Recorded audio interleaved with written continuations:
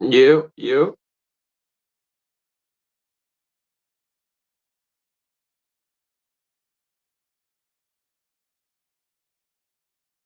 So.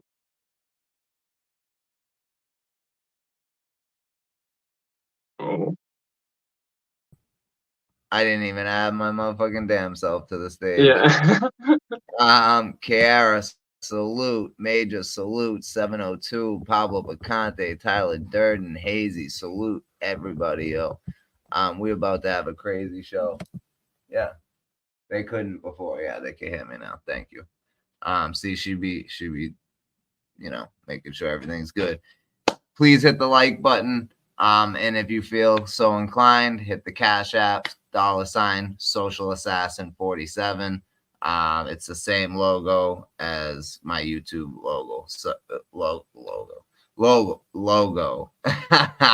But Lush is gonna be up here any minute. So until then, we are going to play the Lush one Pablo Picasso featuring Lush one. Sean Hunter in the Leather Jacket off of the Imitating Life EP, and then we're gonna play our intro song, and then we're gonna go from there. So Dark Wolf, salute. Jack, salute. Yeah, and go subscribe to my channel if you're not, because 86% of the people that watch aren't subscribed to my channel. Facts, yo. Go subscribe to Pablo Picasso's channel. Please. If one of my mods can post his link in the chat, you can actually click it and it won't take you out of the live. It'll just minimize the live, and you can just hit the subscribe button. I promise y'all, you love the content that Pablo's putting out. But Two clicks, you don't even have to leave here. Right. And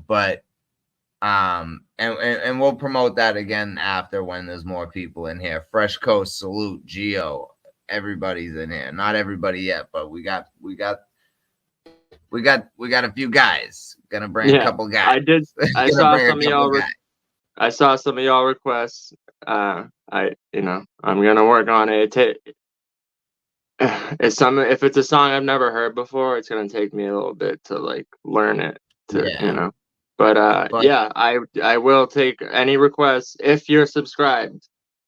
If you're subscribed, you will take requests. No non-subscriber requests. Hold on. I want to say this. Ricky, salute. Fresh Coast, salute. I just want to say this. We're not talking about Crisis. We're not talking about anything except what's the topic of the live, because I don't want to take away from what we have here, because this is going to be a legendary live. This is going to be one for the books. So don't worry. We're gonna take care of Crisis. But in the meantime, in between time, we got a dope fucking live for y'all tonight. So without further ado, before Lush gets up here, this is Pablo Picasso featuring Lush One off the EP Imitating Life, Sean Hunter in the Leather Jacket. Let's go. Emerging the fake shit while they searching for greatness. Wouldn't recognize it till they smack the smirk off their faces. Mind twisted like when a turbulent plane spins. Warm surging through my veins like perks when I ate it. Rolling with a circle of gangsters, the turf that we claim, and lean ops like the purple they drinking. He thought that was his girl, he lost her to the Franklins. Through his own creed where she learned the behavior. Certified player, don't ever get it twisted. Change the face before I latch, no esthetician. You could bet I'm winning if the game in extra innings. Crawled about the mud, I'm the path to better living. Bet I'm driven like Dale to earn hard cash, so in essence, even if I fail and straight up crash, I'm a legend. I can snatch a bitch in a matter of seconds, quicker than regret when I wish I had some protection. Stacking my bread like a delicatessen, overcame my addiction, it was hella pathetic. I ain't give a holy fuck like a celibate reverend, faced with the daily choice of living hell or in heaven. Zanny bars, wrecked the whole part of the scam, hand on heart, sweating till I thought of a plan. Randy Marsh, bet I father these stands, candy cars, wet like water and plants. A flat broke rapper trying to be major. Play the background like a screensaver. If it's the Matrix and Chase is the creator and Lush is the one, then I must be the key maker. grinding on the block to get a cheese grater. Run through holes and ring bells like a speed dater. Pass it to my homie, I'm a team player. Teeth breaker, albino alligator. Ask me to tone it down like my surrounding neighbors. I will turn a crowd of haters to a cloud of vapor. We off the loud and the pack got a sour flavor, so we nicknamed it Green Apple now or laters. We getting twisted like Count Duke was lightsaber. Your bitch hanging off my dick, we get fly paper. She don't consider it cheating like a vibrator. Swirl my kids around in her mouth like a wine taster. I was a junkie, low life piece of trash. Rob my own fame if I needed cash. I just wouldn't stop like an easy pass. Chasing hit after hit like Fleetwood Mac. Ex-addict, tricked the game like it was just practice. This ain't a drill, I catch fire like the West Atlas. Kicking that hard shit like a meth habit. We established, doing the best at. I draw sort of to your neck like Lesnar getting chest tatted. I've been savage, before Topanga would let him smash it. Still riding strong, Sean Hunter in the leather jacket.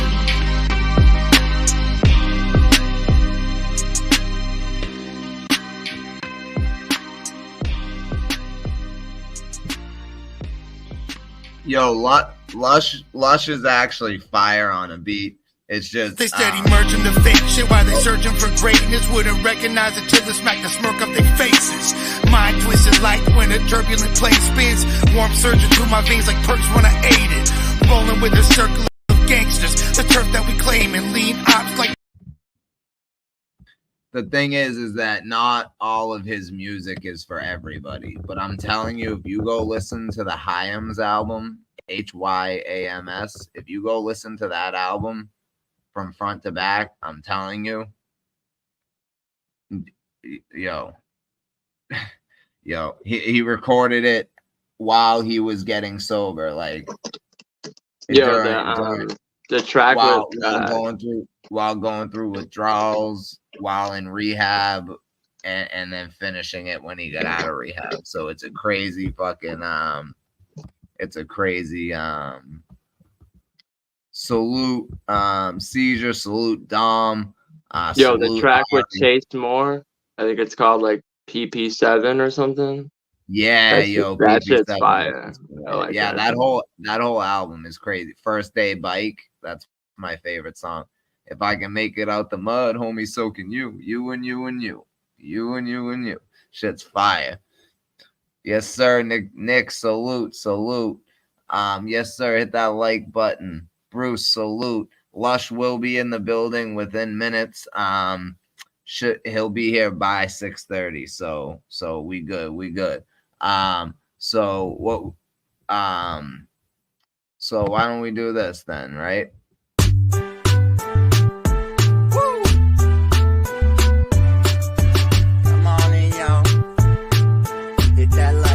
Talking about decade-old battles as though they just happened. It's getting heated cause they both have passion. Pablo Picasso and social assassin. Friends dropping gems cause they know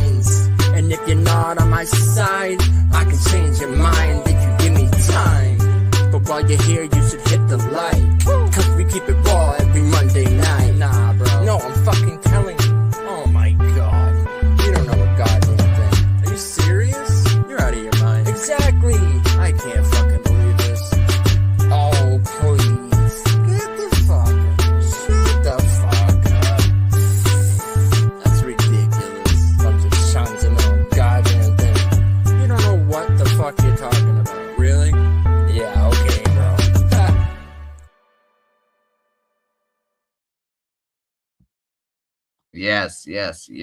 So that is the theme song for Unscripted Logic. Welcome everybody, welcome. So Lush One is definitely going to be here very, very, very soon, within minutes. Within minutes by 6:30. So we good. Yeah, everybody go subscribe to Dom, yo. He's only like 43 subs away from 1,000, yo. Definitely go subscribe to Dom. Let's see. I want to play this for y'all who haven't heard it. Everybody stay here because Lush is gonna pop in here at any minute, yo. Lush is gonna pop in here at any minute. Yo, so Innovate. Salute, rap, salute. Innovate commented on one of my videos and he was like, "Yo, I didn't know you made songs like this." He asked me to send him something to see what he could come up with. So I don't know how to send it to him though. Like, I got his email. Oh, okay. He might have to make a BandLab or something, but I have a thing in my mind that I'm like, oh, this I want to see what he could do with this. So it's not gonna be 20 minutes, Seizure. Trust me, it's not gonna be 20 minutes, at all. But yeah, man, in the meantime, in between time, definitely go subscribe to Pablo Picasso, subscribe to Dom, Rob, salute. But yeah, definitely subscribe to Pablo because he's putting out dope fucking content. He's original raps, covers, all. Yeah, I've been dropping like a track a day for the last week. Facts. And actually, I'm gonna play one right now. It's 2 minutes long. Everybody stay here. Lush is going to be here in just a minute. This is Michael Jackson's Beat It remix by Pablo Picasso. You better run, you better do what you can. Don't want to see no blood, don't be a macho man. You want to be tough, better do what you can. So beat it. But you want to be bad, just undefeated, so they say I'm conceited. Oh, you got a gun, well, you gonna need it. Boy, put an egg in your shoe and beat it. If she can promise to keep a secret, all of those messages get deleted. Well, then I just might beat it. I can give a fuck if you're wrong or right. Really don't care if you arm with a knife. Boy, I'm larger than life. Always on for a fight, so which one's stronger, you bark or you bite?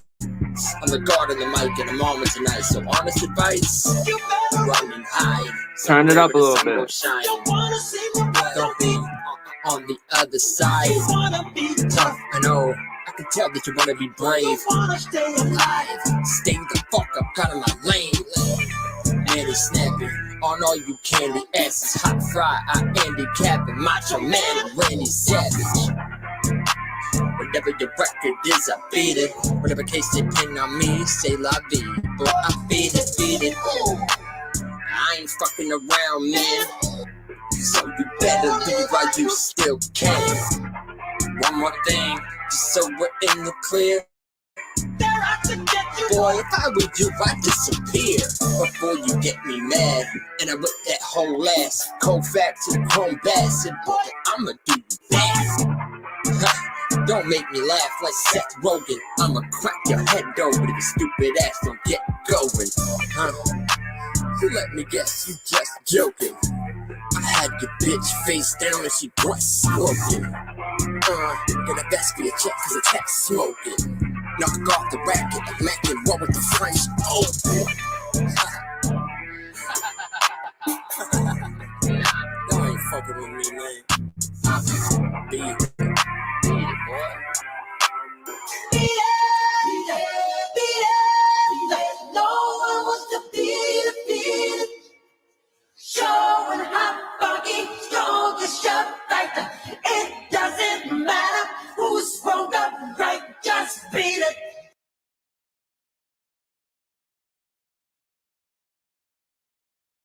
Yeah, that shit's fire as fuck. If you don't like that, then I don't know, man. But definitely go. And this shit's fire too. But yeah. And if you want to hear more Pablo shit, go subscribe to him. Lush just texted me 4 minutes, guys. 4 minutes. Probably 3 minutes by now. So, but yeah, man, go subscribe to Pablo. Salute KB, salute G, salute. Yeah, I do like every kind of style of music. So there's gotta be something you'll like over there, I promise. And I know a lot of y'all like that Beat It track. So definitely go subscribe to Pablo because he's gonna be dropping a lot of shit, yo. I threw that together in like an hour, to be honest. That's what I was just gonna say. Like that was done like on BandLab on his phone with no mic or anything in his room. You know. The only thing that took me. I need a beat like that, yo. I need like a remix. It was like 5 minutes, but what took me the longest is to chop up the actual like Michael Jackson vocals and put them in the right spots for the ad libs and shit. That's what took me like 50 minutes. Yeah. Pablo Picasso, can you comment in the chat so I can copy and paste your page? Just comment anything in the chat. Me? I don't know how. I can only do the private chat. I can't see any of the comments. Lush just put his shit on his notifications on silent, so he's about to come up here. I can Oh, okay. Hold on. I got you, Bruce. Oh shit, that's not what I wanted to do.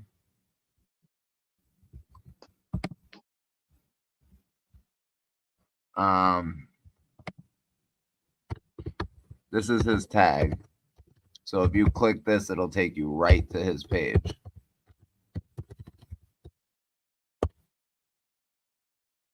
Oh, actually, it won't light up for you guys. Fuck.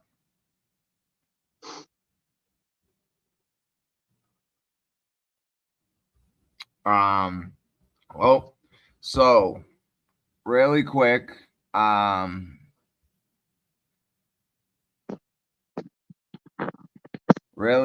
so we have a very special guest who was a crucial part of the Grind Time come up. LA to the Bay is where he comes from. Everybody give it up for your favorite player partner, Lush One.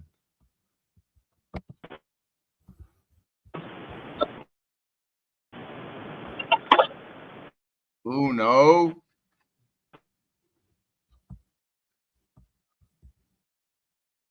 Oh, no. Oh, no. Patty and Pablo, what the fuck is good? What's good, brother? What's good? We in here. You? In here. Can you hear us? It's cracking with y'all. Chilling, yeah, man. You hear me? Chilling. Yeah, we can hear you now. Everybody in the chat, saluting you, yo. So we got Lush One in the building. Lush, we've known each other a long time. We've had a lot of conversations about hip hop and about battle rap. So tonight we're gonna talk a little bit about. Yeah, we have. And tonight we're gonna talk a little bit about Grind Time, the good, the bad, and the ugly.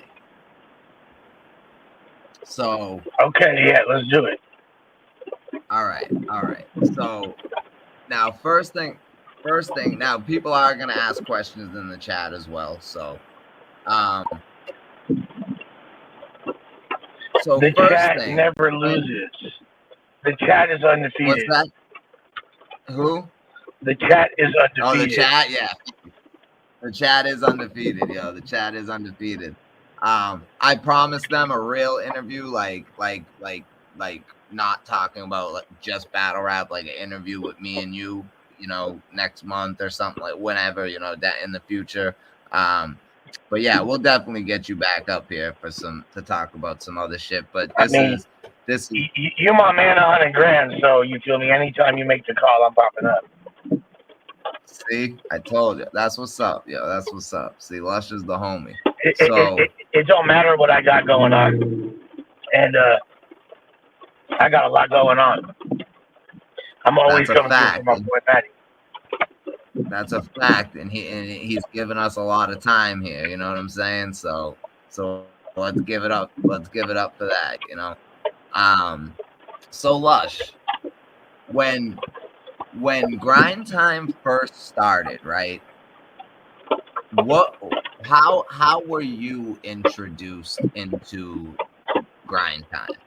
How did that whole situation happen? How did you meet Direct? Or did you meet Matt Ills first? I did meet Matt Ills first, but only a couple years before.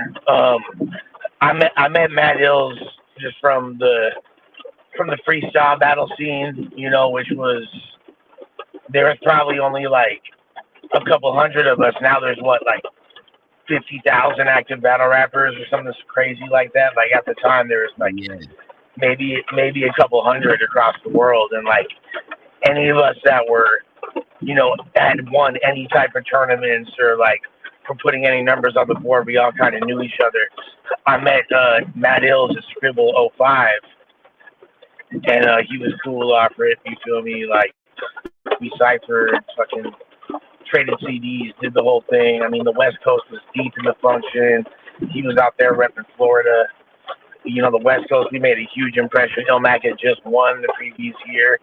That's after years of, like, the West kind of being overlooked by Scribble and kind of, you know, like, it was like an uphill battle for rappers from LA and the Bay when it came to that Midwest-centric / East Coast-centric scene, you know what I mean? Like, we weren't really, they didn't really respect us, even though, like, it's crazy when you think about it. Like, the innovations of freestyle really came to fruition in the West. I mean, obviously, hip-hop started in New York and all that, but, like, as far as just the impromptu off the head and just, like, mastering that art, like, going back to the early 90s, really late 80s, if you really do your research, you know, groups like Freestyle Fellowship and Hip Hop Plan and, you know, the Good Life Cafe, Project Glow, like, Fools was really, Fools was making entire careers off of freestyling. Artists up in the Bay Area like Saphir, recording entire classic albums like Boxcar Sessions, Off the Mental, No Notepad, you know, like, but still people, when it came to them freestyle tournaments, like the big national tournaments like Scribble Jam, Rocksteady, you know, anything like that, it wasn't, the West was like severely overlooked and would get jerked constantly, and it was just kind of like weird. But in 04, Ilmac broke that stigma, and it wasn't just him because, you know, Franco was killing it that year, Bo Rat was killing it, Awkwards, like a bunch of fools, White Mike, a bunch of fools from the West. And then the next year, 05, we rolled like even deeper, and like I was there, Passwords was there, fucking No Can Do, like it was, you know, it was obviously Thesaurus, you know, that was his first year, was 05, and he had his classic battle against Justice, you know, so, I met Ills that year in 05, and then you just kind of got to look at like the climate of the way battle rap was in 2008 when Grind Time launched. You know, there was the Jump Off WRCs, this company from England called Jump Off, was doing did a freestyle tournament for like a 2-on-2 tournament for, I think it was like 50 grand or something like that, and well, the first one I think was 25, and Thesaurus and Ilmac won, and there was only 2 divisions. There was New York and England. But the following year, there was LA. In 2007, there was LA, Detroit, Atlanta, Houston, Toronto, Melbourne, Australia, and London, England. So there's and New York. So there was 8 divisions, and literally like thousands of people trying out. And, you know, anybody that made it into that we all kind of became aware of each other because we all were watching these battles, even though they were all filmed. Each city was filmed during like a 1-day period, but like they were dropping all the battles like week after week. It was the whole season. We did 10 battles that day, all of us, Right. and then there was the playoffs and all that shit. But so like, you know, that's when I met Direct. He was in the Atlanta division. Me and my boy FLO was doing our thing in the LA division. A lot of us were nominated for like most valuable rapper. It's so funny if you look back on like all the fools that were nominated for most valuable rapper in the 2007 Jump Off WRCs, and those three, they chose 3 per division. A lot of them became the people that like shaped the culture for years to come. Just some examples. Just some examples. You had Matt Hills in Atlanta. You had Hollow the Don in Houston. You had me, FLO, No Can Do, Thesaurus, Ilmax, all in the LA division. You had Marv One and Quest McCody in Detroit.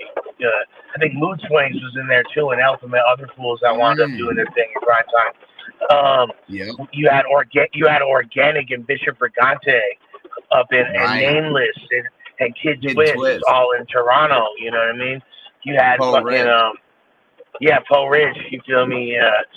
You had Jack Shit. I guess the Toronto division was crazy, but you had You had in the UK in the London division. You had 360 in Australia and Melbourne. So there's like a lot of people that wound up kind of like being major figureheads. You had like literally people that wound up running the first 3 major leagues, Grind Time, which was American, Don't Flop, which was in the UK, and King of the Dot in Toronto. And so after the 2007 WRCs, everyone was kind of waiting for 2008.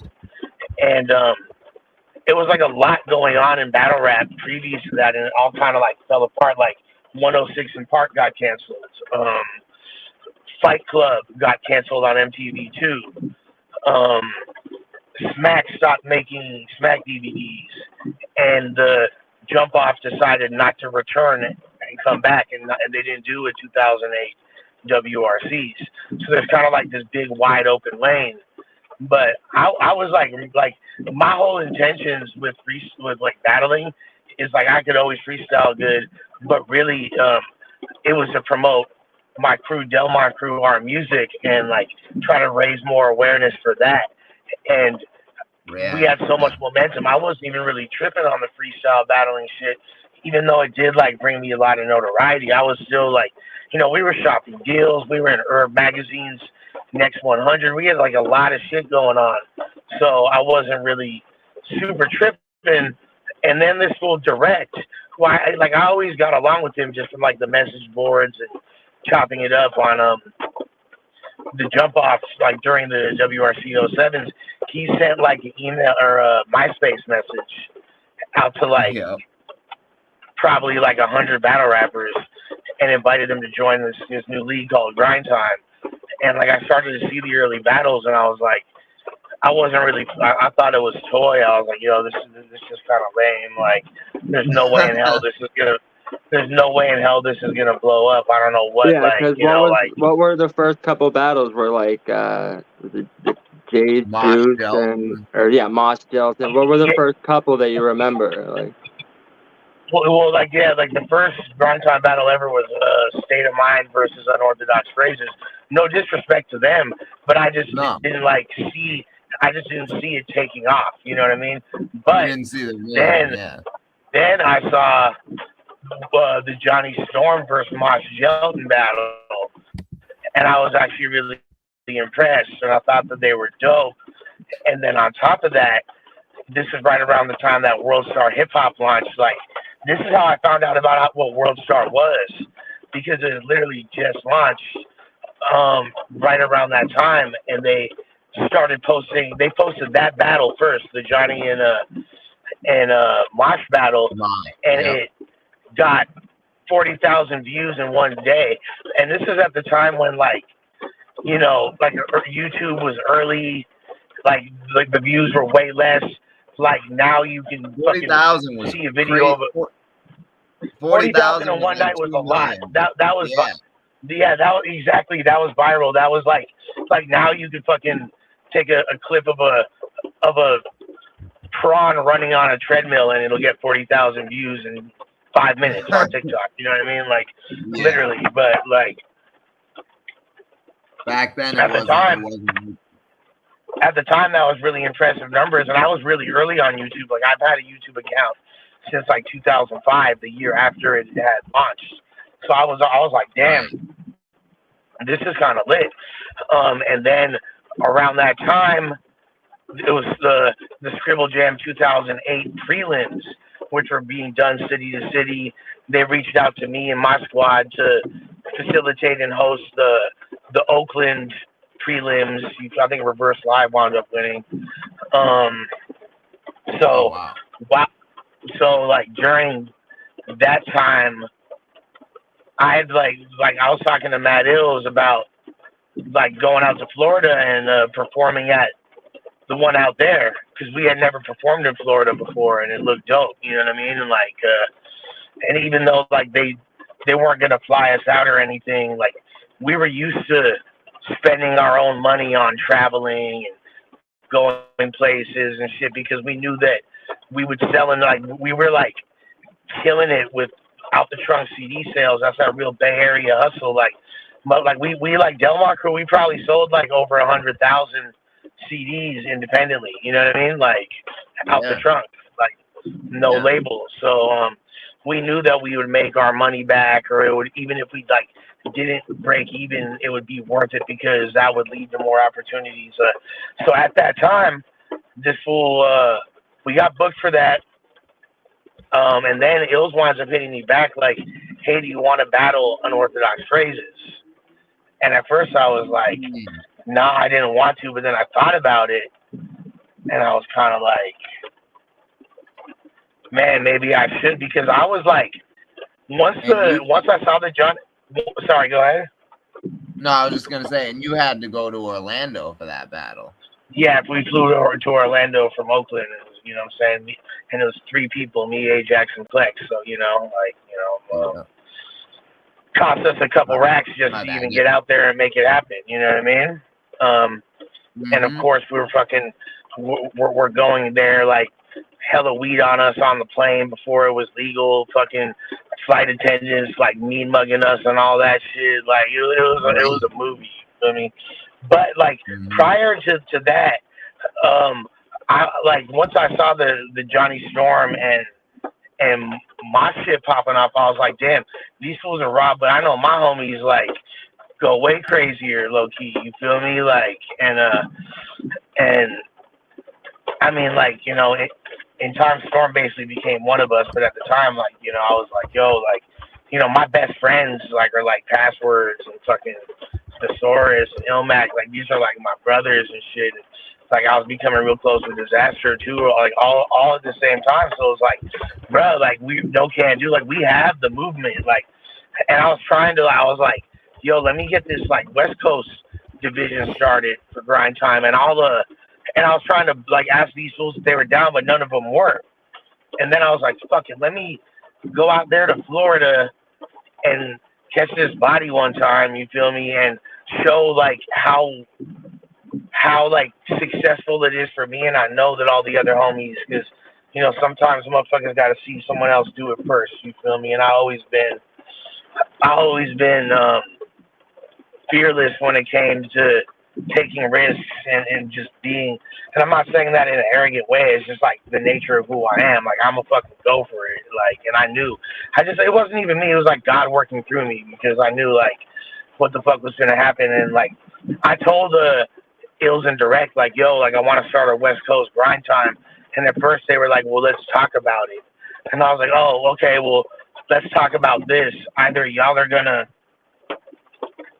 say yes, or I'm just gonna start my own West Coast Battle League, Fresh Coast Battle League, and we're gonna bury y'all.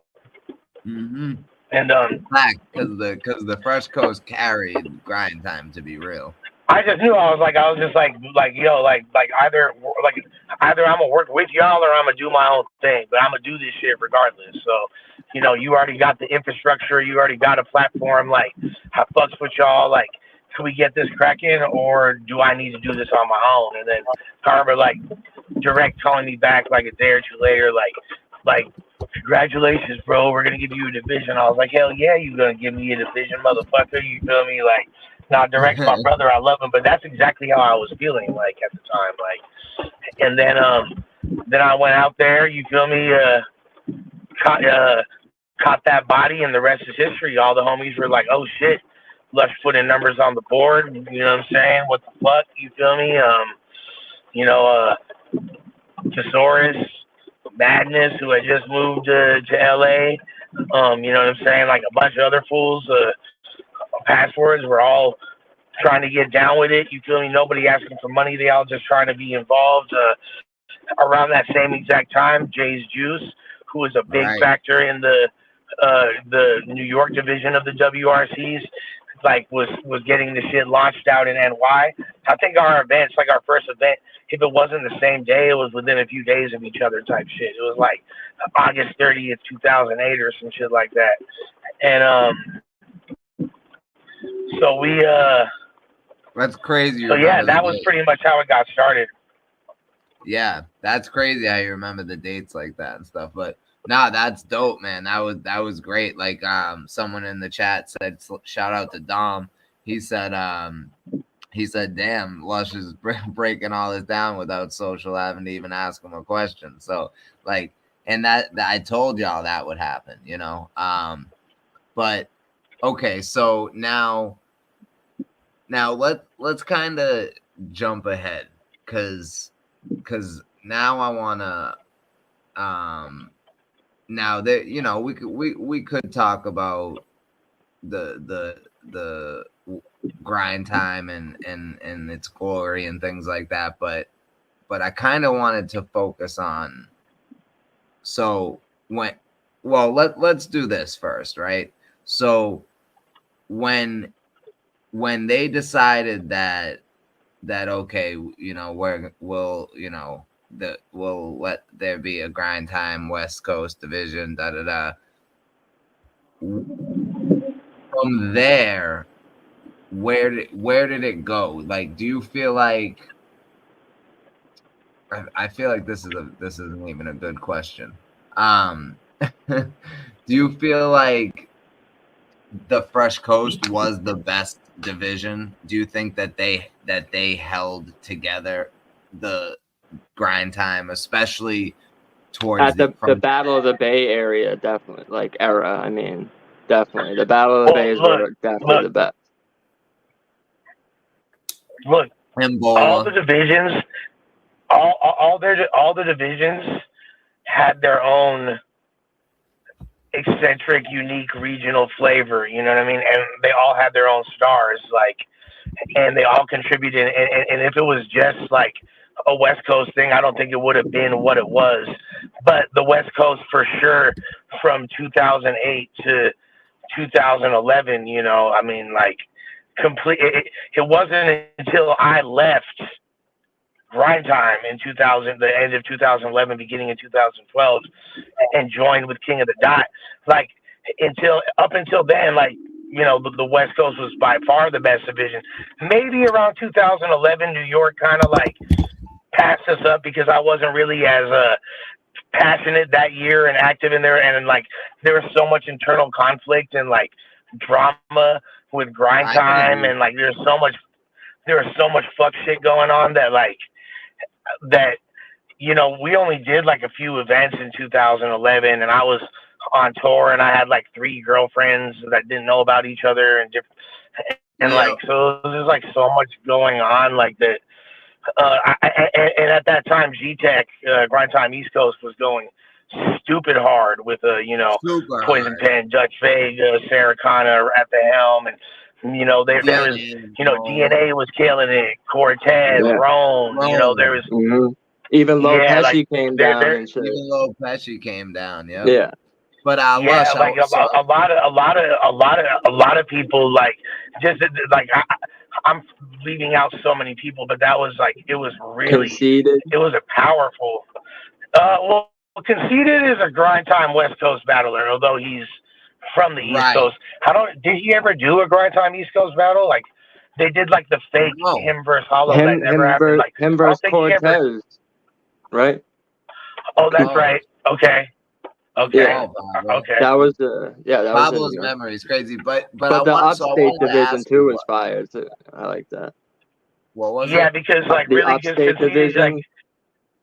Yeah, that's the upstate division. Shouts to Just One was going like there's a lot of lot of dope divisions. Cap Callis was going crazy in Florida. Sonny Bamboo was going crazy in the Midwest, and that's where you had like Real Deal and Fresco and all these. You know what I mean? Like so, there's like a lot the of Atlanta dope. division too was fire. John and Atlanta Boy division was fire. Richard Cranium. There's so much, like, even like, and there wind up being a fucking Supernova Battle League was the DC division. Fucking, there was I think that they're called Loudmouth Battle League was the Minnesota division. We had Texas Battle League, which was our Texas division. We had a division in New Orleans for a while. I lost an Australia division. We had Grind Time Australia. And I was hosting battles out there. We had Ed O.G., legendary rapper Ed O.G., who's a platinum artist. We rapped in front of him. Who did? You did? Me and Pablo, we battled. Yeah, when Direct, I don't know if you remember this. Direct, this was like probably like right as you left. It was right as like Grind Time was starting to decline. Direct he dropped a video on YouTube. It literally was like 24 hours notice before, and he's like, we're doing a Boston tryout. If you got bars, just come down. So me and this fool, obviously, we saw it like 12 hours before. We're like, oh, we got to get there. It was at like a Chinese restaurant. Ed OG and Aztec were hosting it. And they had a couple battles like booked for the card. But for the most part, it was like tryouts. And literally 40 Bars like had her first battle there. And Chilla Jones was there and shit. Yeah, shouts to 40, shouts to Chilla, you feel me? Like, and that's what I was about to say. That's a trip that y'all were there because, like, we had Ed O.G. as a Boston division president, and it's so weird because, like, a dude I was, like, listening to when I was fucking 13 or whatever, but it was a trip, but also, like, super embarrassing because when Grind Time was, like, when we were having those conference calls where everything was kind of deteriorating and we're all like fighting with each other and it's like Ed OG's on the call. I'm like, bro, this is no bueno, fool. Like, what the fuck? Like, right. That's crazy. But so a few different people asked me to ask you this question. So, and I know I've asked you this question before, but what happened with the Math Hoffa versus T-Rex battle? Oh, okay. That's a great question. An interesting piece of history because the Math Hoffa T-Rex battle essentially set off URL because it was their first main event. That is what created URL. Because like I said, Smack wasn't doing DVDs anymore and really didn't have any more interest in battle rap content. Like, if you know about Smack, you know what he was doing at that time, and respect to him. That's all I'm gonna say. You feel me? But you know, he wasn't. You know, he wasn't doing DVDs. I'll tell you that. All right. Right. Smack's a real dude, bro. Like a very real, way more real than people realize. And certain, you know, like there's no need to elaborate. But during that time, so what happened was PH, in conjunction with Chris Petty, Mr. ATLA, who's a dude that I brought on to Grind Time. Him and I are really good friends now. So like we passed Hold on. Let me say this though. He does support and has been defending Chris Unbiased. We can talk about all that shit. You feel me? Like no, I just wanted to keep make it chronological. But no, Keep yeah, it no, go ahead. My bad. Go ahead. Just to keep it chronological. So yes, that's at that time I brought in Chris Petty, Mr. ATLA, to run the Atlanta division, and without like rehashing too much negativity, because there's no real because I fuck with him so much, and he's like he is a homeboy of mine. Like I got a lot of love for Chris, but at the time, basically there is I'll generously chalk it up to a misunderstanding of what the financial arrangement would be, and certain things which didn't come to fruition that were promised on his end. I'll just say it like that. Lush, we were all a lot younger. Lush, I can't let you do that. You gotta elaborate. So, okay, sorry, so man. this is exactly what happened. All right. Exactly what happened was, remember, Grind Time West Coast was affiliated with the Jungle, and most of the battles filmed by the Jungle were dropping on Grind Time West Coast, right? That's where Conceited came from, QP, Quantum Physics QP, Heartless, Sazu, like a lot of a whole a lot of the original street rappers or fools that didn't have a comedy style but were more hard body, gutter with it. That shit all started in Stockton in the Jungle, you know what I mean? And we worked really close together. Now one day I get a call from Fox, who runs the Jungle. You feel me? He's a godfather of the Jungle. That's another good friend of mine, and he's talking about, there's this dude, this white fool, and he's gonna be paying us a grip of money. He's offering him Conceited 15 racks to battle, and said, I'm getting 2,500 to battle, and blah blah blah. I'm just what the fuck? And this is mind you, this is 2009. So at this time, when these conversations are popping up, I had not paid a battle rapper more than $500, and that was the most anyone had ever paid a battle rapper in this era. You know what I mean? Yeah, facts. So when I'm hearing this conversation, I'm like, who's this guy trying to steal all of my artists? Even though that's partially my own sense of entitlement, because in reality I had no contracts with anybody. It was all, you know what I mean? They weren't my artists, but I had this, I thought I was fucking battle rap Tony Montana at the time. And I low-key was. I would bully anybody that tried to go against me. I was really just super, on some Frank White shit. If a nickel bag of battle rap gets sold in the park, I want in. You feel me? I was literally, I was very territorial with anything that had to do with the West Coast. And that's not just Los Angeles or the Bay Area. I'm talking motherfucking Tijuana to fucking British Columbia. You know what I mean?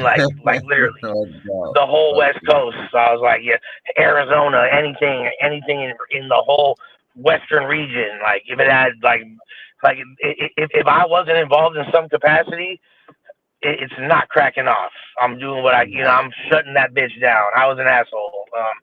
It's kind of fun though. But you had to do it, and that's exactly why you are a staple in battle rap today, because you didn't let people take what. Well, it's two things. It's two things. One, hip hop in its essence is a competitive sport. You know what I mean? People be yo, even to use a current reference, why is Lotto beefing with Ice Spice? Why is fucking Meg Thee Stallion and Nicki Minaj beefing? Well, it's because hip hop is competitive, and fools are gonna if you want that top spot, you're gonna fight for it. You feel me? Period. You know what I mean?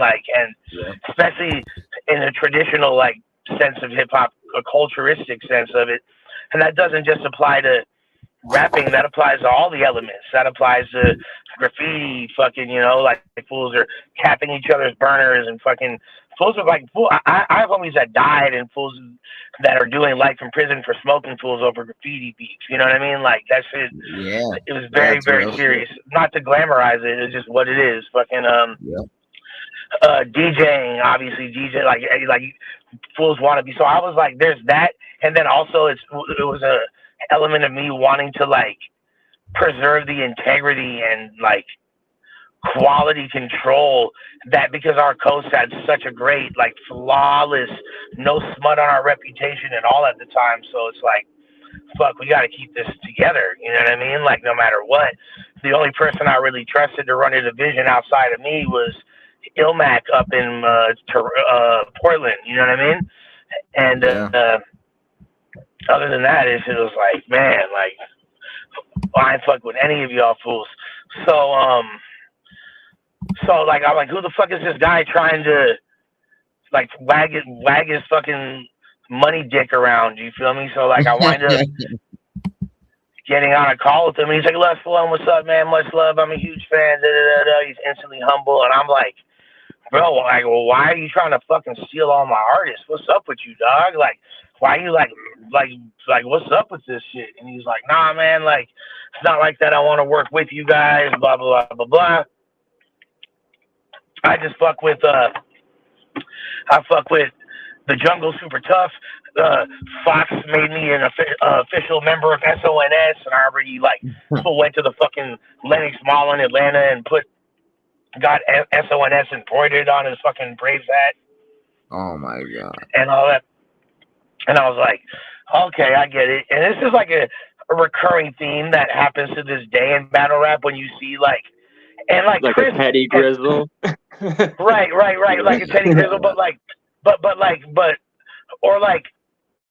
fools that are investors, like joining crews, and the crews are really just putting them on because they're like looking at it as a fucking money pit. You know what I mean? Like, but is that, you know? I love Nakaya to death. I do too. I fuck with Nakaya, but I love Nakaya to death.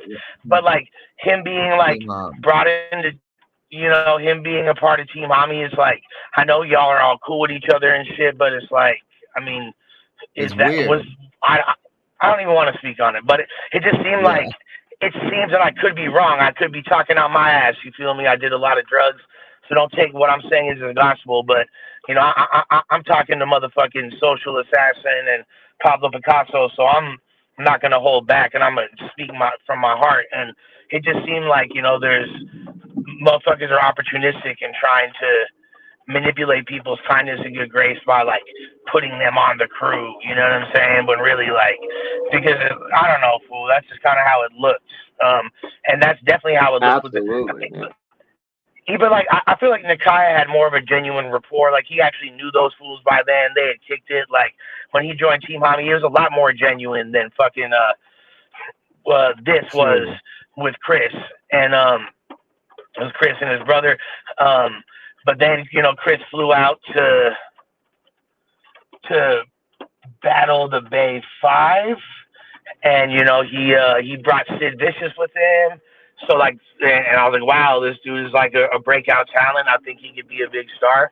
Shouts to Sid Vicious. Dope. And he was dope. I think it's on my personal YouTube channel. Actually, is the first ever like real Sid Vicious footage that's on the internet, and it was him spitting a verse, and he was dope as fuck. Oh, wow. And and then, but like, so we announced Chris as a fucking head of the division, and then like the things that were promised financially just never came to fruition, and there was a bunch of false promise, and there was a bunch of shit. So I basically, at that point, I was like, this dude straight up played me. He cost me money because I was like anticipating money that he had promised me to run the MOB event, and it didn't come through. And he had promised T-shirts. That it was really over T-shirts is really like what the whole thing, like what made it all go left. It's so fucking spend that you thought you were getting back. Well, it was like it was like, you know, I had this bad habit back in the day, especially of like counting money before it's there. If like, you know, if someone gave me their word, I got like finessed a lot back in those days, because I took people at their word, you know what I mean? And like genuinely believe them because I'm a genuine person. And if I ever fuck up a situation, like I make that shit right, whether it takes a fucking month or fucking 5 years, I make, you know, I don't fucking, I'm not someone that lives with debts, you know what I mean? Like I make my shit right, you know what I'm saying? I've seen it. So, so I kind of took his word at face value, even though like of the stories, a lot of them were, he was like, oh, like I'm getting money from this dude who's a music director for Gnarls Barkley videos, and he's gonna put up the money, but it was just like, it sounded like plausible, but like, bruh, if you don't see them zeros in your account, you feel me, then what the fuck, you know what I'm saying? Like, it's not, you know what I mean? So like, and he had said that he was going to be printing up shirts, and I knew we would sell out the shirts, any shirt that we had. So I kind of had counted that towards revenue for the event, but then it wound up, when that didn't come and other finances wind up falling through, like it kind of put me in a really bad spot. Now, to keep it a stack, Chris did spend money on certain things. And like, I think he flew Conceited out for a battle, but like he did certain things where I was like, okay, like this dude's not completely full of shit. Like I'm not like dumb as fuck here. And he like was pretty proficient at organizing events. Like it's crazy to see like where Atlanta's at in battle rap. It's like Atlanta battle rap is damn near like, just like Atlanta hip hop is such a huge staple and one of the most important cities. Atlanta battle rap has become that. At the time, it wasn't the case. Before Chris, and you know what I mean? Like, it really wasn't. Like, no one gave a fuck about battle rap in Atlanta. They were fucking leaning with it and rocking with it and snapping their fingers, and you feel me? And it was like the ringtone era, fool. This is like before. This is like, I guess, like, yeah, no, Jeezy was cracking and fucking Gucci was cracking. Like, that's like, and T.I. was cracking, but there was no fucking battle rap out there, you know what I mean? It wasn't a lyrical city at the time, or at least on a mainstream sense. There was lyricists out there, but it wasn't, you know, it's not what Atlanta was known for. Some of the best strip clubs ever, though, however, and I love Atlanta. See, love forever. I love Atlanta. Now, what wound up happening at a strip club in Atlanta one time, but God. Oh yeah, it's one of like, we could talk about strip clubs. We almost got robbed and oh man, we got out of there safely though. But yeah, Atlanta's one of those cities like you got to be careful, and Atlanta's like a pimp player finesse slickster town. Yeah, it's got gangs and shit. It's got gangs, but it's really more. It's more like an Oakland type city. You know what I mean? Where it's like on some like, you know, fools running game and scamming and doing shit like that. That's like, you know. We'll have a conversation. We'll have a conversation about that offline because I experienced a lot of that shit when I was down there. But I could probably already tell you what the story is without even you already know what he said. Yeah, right. I already know what happened. But to wrap it up, so he was saying the Rex and Math battle. He said he was going to put money for that. Was this, and I know, I'm sorry, this is so fucking long-winded. No. This is what we want. This is what the people want. We want all the details. Like, do what you do, bro. Nah, like Lil Durk said, this ain't what you want. No, I'm gonna tell you like this. So what happened? So at that time when he fell through with his promise, I basically was like, "You're shocked. I'm firing you. I don't want to fuck with you no more. Like, you're done. You feel me? It's beef." I made a diss track against him over his homeboy Ness Lee's beat. My homeboy Ness Lee, but you know his homeboys too. You know what I mean? Like over a Ness Lee beat, I just made a diss track. Put it as the intro for a Sid Vicious battle on, like, I was petty, fool. Like, I was like, I was gonna say that's petty as fuck. And that was the name of the song. And what's funny is like I was like really on my 50 Cent, just like, you were not fucking with me. But yeah, here was the problem. Matt Ills was like, well, I don't want to get rid of him yet because I was like, bro, Ills, like you know, like you might have some business sense for this or that, but you ain't sniffing the dollars out like me, my boy. Like, with all due respect, and I know when the well is run dry, and I know what finesse looks like. This motherfucker is not got it. He is fucking. I don't want to say he broke, but he definitely not spending his money on battle rap. You feel me?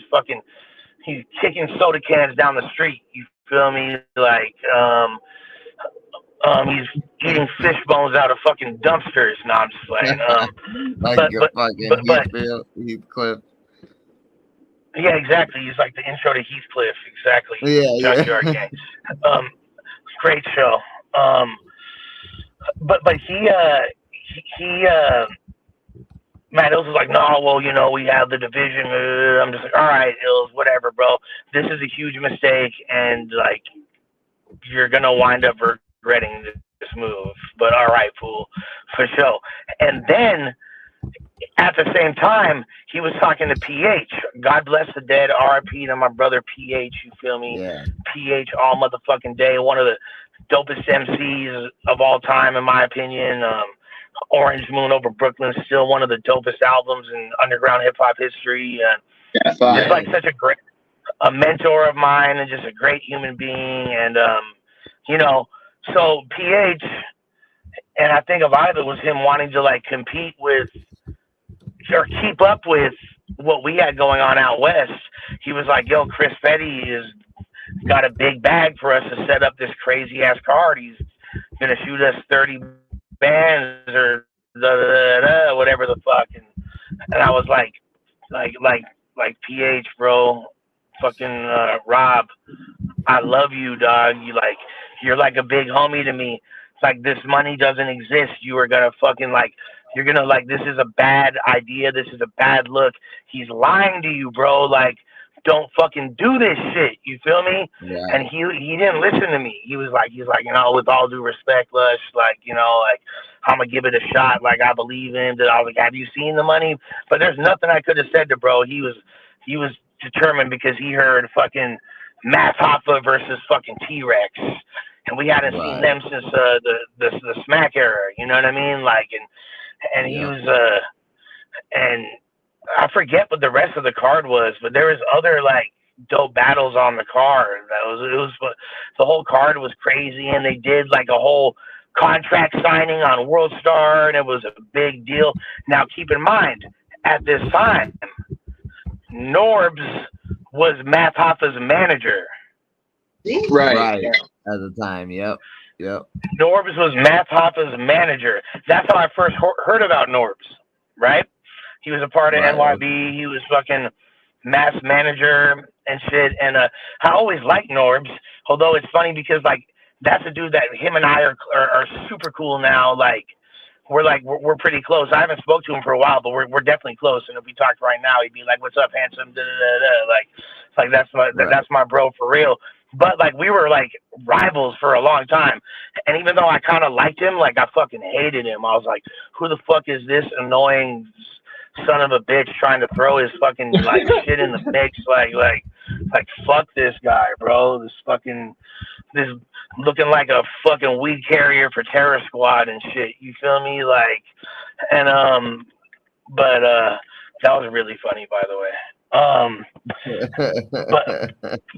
But he so I'm like, so Norbs is there, like the blog, blah blah blah blah, all this excitement. The day that the money is supposed to be allocated, lo and behold, guess what? It's not there. Event winds up happening. None of the battles go down. Maybe it's the ones that were for free. Chris doesn't even show up. Fucking his cousin, shouts to Deuce, his cousin showed up. He was there, but you know, PH wound up fucking, you know, having, you know, had his dick in his hand, and it was all biz ad. You feel me? Like, and he was like, damn, Lush, you know, you were right, and I didn't want to be right. I didn't want to fucking like, you know, I loved like PH was like a mentor to me. He was like a big homie to me, but like still like, you know, I knew this was a bad move, and it fucking turned out really fucking bad. And in the wake of that, basically Norbs was so upset at the way that Grind Time conducted business, aka didn't conduct proper business, that he wound up, and he said this publicly, like it was my mission to destroy Grind Time, and that's what he wanted to do, and he effectively did for a long time. You know what I mean? Like, man, So he linked up. He premeditated this shit and wanted to destroy Grind Time. He had a vendetta because, like, you feel me? Like, his artist was promised money. This was supposed to be a big thing. It wound up falling through. When you're a manager and something falls through, even if it's not your fault as the manager, like, the artist is still going to look at you some type of way. Absolutely. And it's going to affect his bread. It's affecting everyone's bread. If you're really the manager, you're supposed to have shit under control, blah, blah, blah, blah. So he was pissed the fuck off, as he should have been. You know what I mean? Every right to be pissed off. I hope y'all are hitting the fucking like button, yo.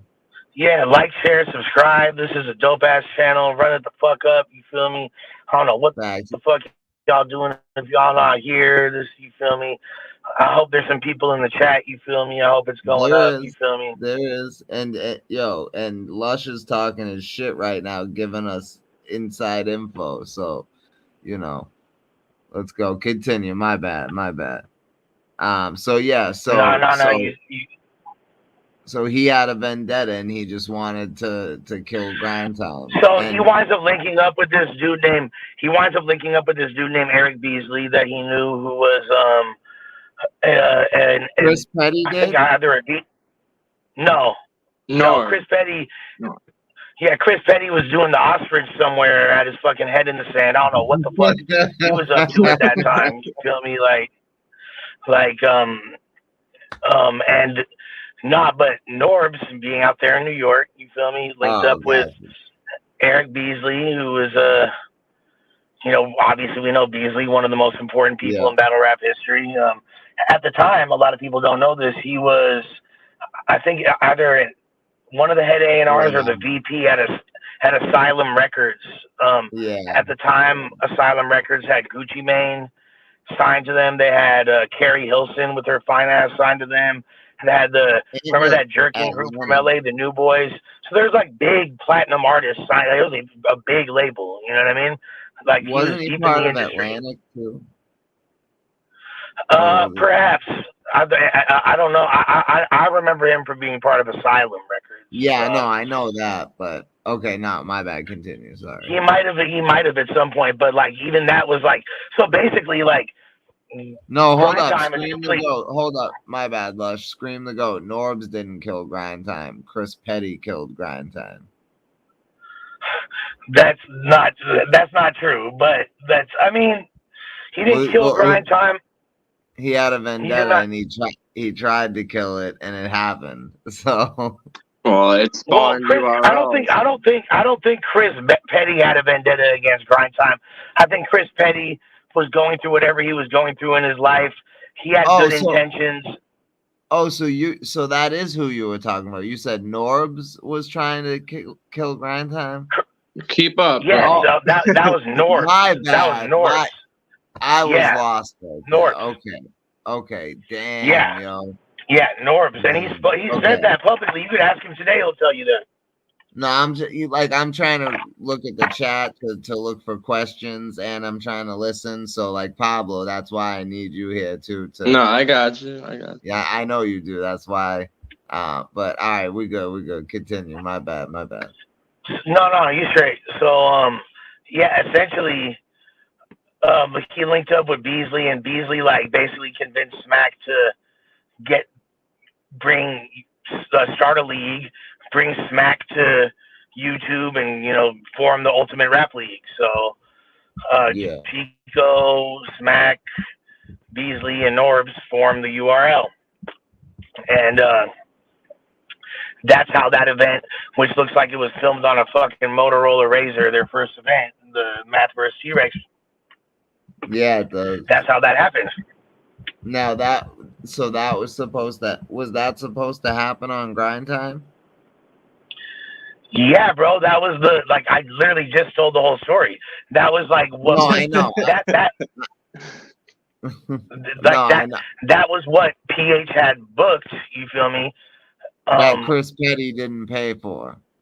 That Chris Petty wound up ass betting on, and you know, right, like I said, Chris had nothing but good intentions, and I think somewhere in his head he genuinely believed like he was going to be able to come up with the money, but you know, things happen, life happens, and he did, and like, you know, like he's more than made it up to me several times over since then, and I consider him a really good friend. Like, so like I have nothing bad to say, but this is like him and I have talked about this publicly. Like, this is what happened. Now he might have certain different, like he won't have a different interpretation, but he'll have his own perspective on it, and there might be certain things that I'm like leaving out, certain like nuances or whatever. But whatever it is, like that's the nuts and bolts of what had happened. And there's several things that killed Grind Time, but if Norbs didn't kill Grind Time, he definitely damaged it and was one of several contributing factors to Grind Time eventually. Now that's falling. A question. That's a question that I had too, because didn't Matt Ills, even though he was part owner, play a part in the fall of Grind Time? Oh, of course, bro. Like that's like a big part, right? I mean, like, look, bro. Like, if you ask anybody that was involved, and I don't have any beef with Ills, like, you feel me, and I respect him as a pioneer. I really respect him like most. I respect him most, like more than anything, as a freestyler. Like, he's one of the most underrated and just skilled like freestyle rappers in history. Like, he's a super technically skilled MC. I'll never take that away from him. And he was there, you know, on the ground floor of Grind Time. And if it wasn't for him, I probably, even though like him and I don't have the same level of camaraderie that Direct and I have. Like, Direct is like my brother. Like, I love Direct. Like, I don't love Matt Ills, but I have love for Matt Ills. You know what I mean? Like, just, he was like if you ask anybody that was involved at that time, it was all like things that he was doing, like, and we all made mistakes. So I'm not like, you know, I got to take accountability for my mistakes. You know, everyone had played their part, but like the common theme, the common denominator in everybody's like issues was Matt Ills, and that's why everybody left. That's why Direct took off. That's why I took off. Before that, Cap Callis took off, and then fucking Sonny took off, and then fucking, you know, like everybody took off.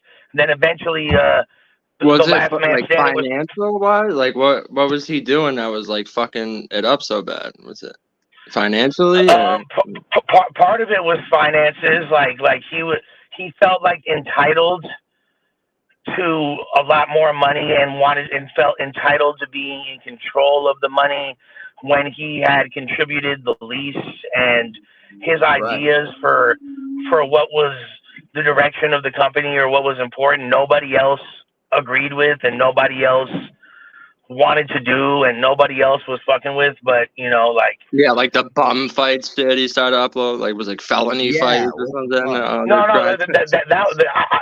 was after, but I'm fully to blame for felony fights. That was on me. Felony fights, that's what it was. I'm fully to blame for but that was afterwards anyway, though. Well, the felony fights thing came about because the dude, Dr. Zodiac, or if you're from LA, you know who Dr. Zodiac is. He had felony fights. He had a brand called Sick Fuck Clothing. He had a whole bunch of shit in motion. So he was kind of like a sponsor at the time. Oh yeah. So that's kind of how that came. That's how that came to fruition. And you know, I got to host and set up Cadillac Ron versus Philly Swain and get them paid performing at the LA Sports Arena with the Too Short and the Dog Pound and fucking DJ Quick, and you know what I mean? Like, so that was like a seminal moment and some super big for me, like, as a West Coaster. So, well, in theory, it was definitely a good idea because it's like, oh, battle rap fights, you know, it's like it would correlate. It's just I felt like it was just bad timing, to be honest. But yeah, like it's just like the whole way. Like the thing is, like, Matt Ills would just.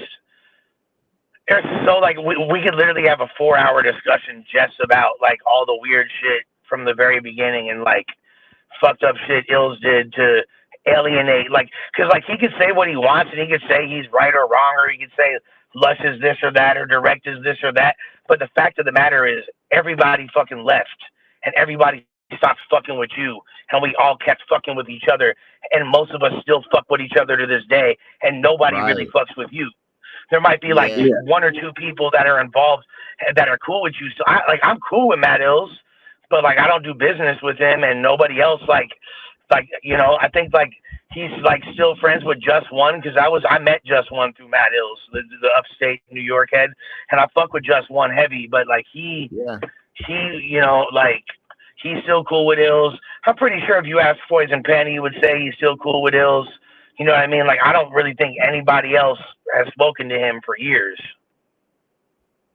Yeah, I know. And He like, so whether or not like he could argue about semantics or details. I could get very specific with details and things that were happened and misappropriated and people that were alienated. But the fact of the matter is, there is this whole company that was basically all working together towards a common goal, unified, and it all deteriorated. 90% of it was due to people's direct relationship with Ills deteriorating and not wanting to deal with Ills anymore. Now, let me ask you this though, because someone in the chat asked this: why did Direct give away his company to Matt Ills instead of getting rid of Matt Ills? And so that's a great question. Basically, it had got to the point, and I can't answer for Direct, you know what I mean? But I can. Of course. So at the time, it was, although Direct was the creator, but there was 3 CEOs. It was Matt Ills, Lush One, and Direct. And so we all had ownership and stake in the company, but there was like, it had fell from grace to such a far cry over what Direct's original vision was and my passion was relating to this enterprise, and Matt Ills was doing so many like things that made it so. It was like we Direct and I both are people that have created a lot of different entities and revived our careers and ourselves many times. I think Direct knew he could, like, he did it once, he could do it again, and he wound up doing it again with Rap Grid. So you feel me? Like, I wound up fucking going to King of the Dot, keeping it that lit, and then a whole bunch of other shit happened after that in my career. Like, you feel me? Like, I'm one of the most successful people in battle rap history. So it's like, you know what I mean? Like, absolutely, we know what the fuck it is, but I said earlier, like, to me, you're just as important to battle rap as Smack is. That I appreciate that. I know you would disagree, but no, maybe not disagree, but I know you wouldn't say that, but I'm saying it. It's Smack is the fucking man, bro. You know, shouts to him. Of course. But like, you know, a lot of my contributions and what I did laid the groundwork for him to be even able to do what he did. But it's like weird because I was inspired by him originally too from watching his DVD. So it's kind of like, you know, it's hard to say, fool. But like, you know, if there's, I think we both got our own chapters in the history books at this point. So, you know, Smack is fucking facts. But also, I can see like getting to a point where you're like, you just don't even give a fuck anymore. You're like, I don't even care. I'm gonna walk away from this company just because, like, fuck this. Like, I can totally. That's that's really what it was, bro. Like, that's really what it was. And then there was like tax issues. It was like kind of like there's like a whole bunch of. It was like everybody was leaving. It didn't seem like. So if he had, and Matt Ills had it structured as the way, like, there's no way that we could have gotten rid of him due to the way that our paperwork was at that point. So it was either like dissolve the company or we leave, but like we couldn't force him out. I wish we could have, you know, I wish we had, but there was no way for, or if there was, we weren't business savvy enough at the time. Keep in mind, I was fucking, you know, I was still in my 20s, you know. We were still in our 20s at the time. Like, right. Like if this was now, would have obviously, Yeah, we didn't really know. I ain't go to no motherfucking college. I cheated my way through high school. You feel me? Like I don't have no fucking nobody fucking taught me about business or anything. Like I don't know. I fucking sold drugs and rapped and through events. And just all I ever did my whole life. You know, like at that point. So you know, like it was. But that was the end. So that's really the that's like the best answer I could give to a very, very good question. Yeah, that was a good question. Now that's a perfect segue to what I wanted to get into. Was so when this all happened, right? There was a divide in the of course, and then there was a situation where battlers had nowhere to go, and fortunately King of the Dot and Grind Time had already been like, you know, collabing and stuff, so you guys had built that relationship. And the East Coast battlers, you know, the ones who were good enough, you know, went to URL or whatever. But so how was that transition, you kind of bringing the Fresh Coast to King of the Dot? How did that work with you and Organic? Like, how did Organic's been my homeboy since like. Sorry, before you answer that, how long of a time gap was it before, like from the time Grind Time? There was no. How about this? There was no time gap. I didn't officially leave Grind Time until I had our situation secure with King of the Dot already.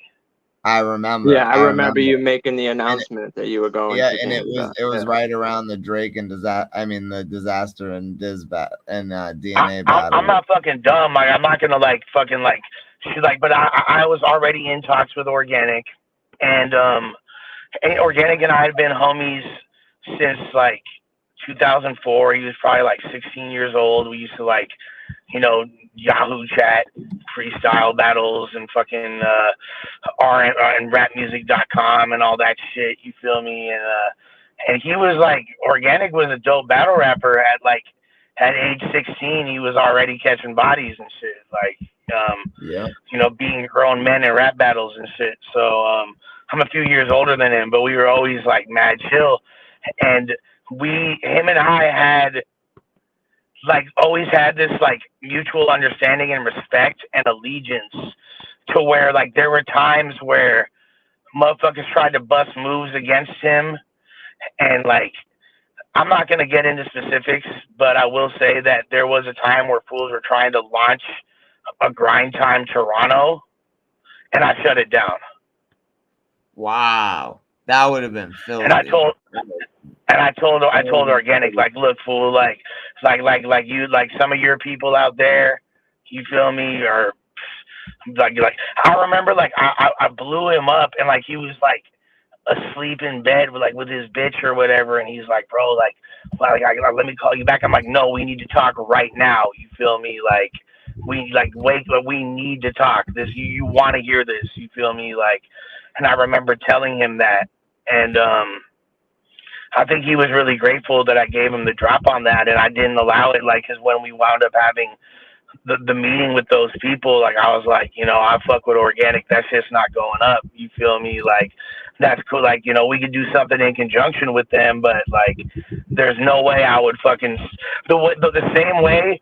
Like the same way I held down my region and my turf when fools had their region and their turf on lock like that. I'll give them that respect as a boss, like on some mob shit. Like, and I feel like Organic, like anything that happened in Canada was Organic. You feel me? Period. You know what I mean? Yeah. And like, there's no, you know, there's no fucking going against that or usurping that, or and based on our relationship, I wouldn't allow that. And he was always supportive. He flew out to, you know, our big events, and you know, I think he soaked up a lot of game from that. You know what I'm saying? Like, I wound up subsequently soaking up a lot of game from him and his business acumen in the future than when we worked closer together. But as the Grind Time shit was deteriorating, I hit Organic. Now, by the way, let me add this because a lot of people don't know this. Prior to them trying to bust a move to make fucking Grind Time Toronto or whatever, I had reached out to Organic in the early days of King of the Dot and was like, do y'all want to be a part of Grind Time? And I tried to bust a power move and put them as like a part of us. You know what I mean? And if you remember, like King of the Dot used to have the Grind Time logo in the beginning of their videos and shit. Like, but like Organic being the, you know, the astute businessman that he is, like unprecedentedly ahead of his time and age, he was like, nah, like we're not gonna do that. We're just gonna keep doing our own thing.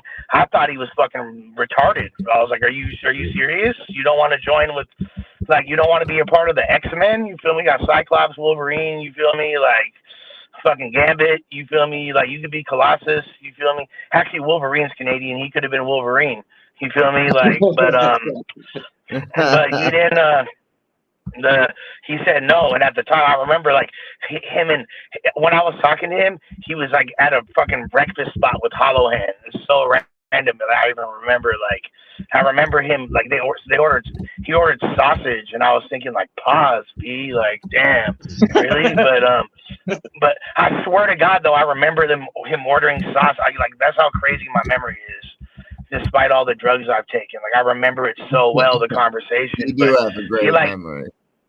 Unfortunately, he graciously declined, but we still stayed allies. You know what I mean? That was way earlier. So I start talking to him, and you got to know something about Organic. He's very, like I said, he's very methodical. He doesn't rush into any decisions. He's not gonna like just agree to something. So I was like, yo, what's up, fool? Let's do the fucking Grind Time. Let's do King of the Dot, Fresh Coast. I'm leaving Grind Time. I don't want to be around this fucking Buster Matt Hills anymore. Like, this shit is fucking gay. Like, I'm off this shit. Like, what's up? Do you want to fucking, like, come together? And he was like, well, let's talk about it. Like, I was like, he's like, we got an event coming up. Like, let's, like, you've never come to a King of the Dot event. Why don't you come out to this event we got called Flatline? I'm like, all right, for sure. You feel me? Disaster, my brother, is battling on the card against DNA.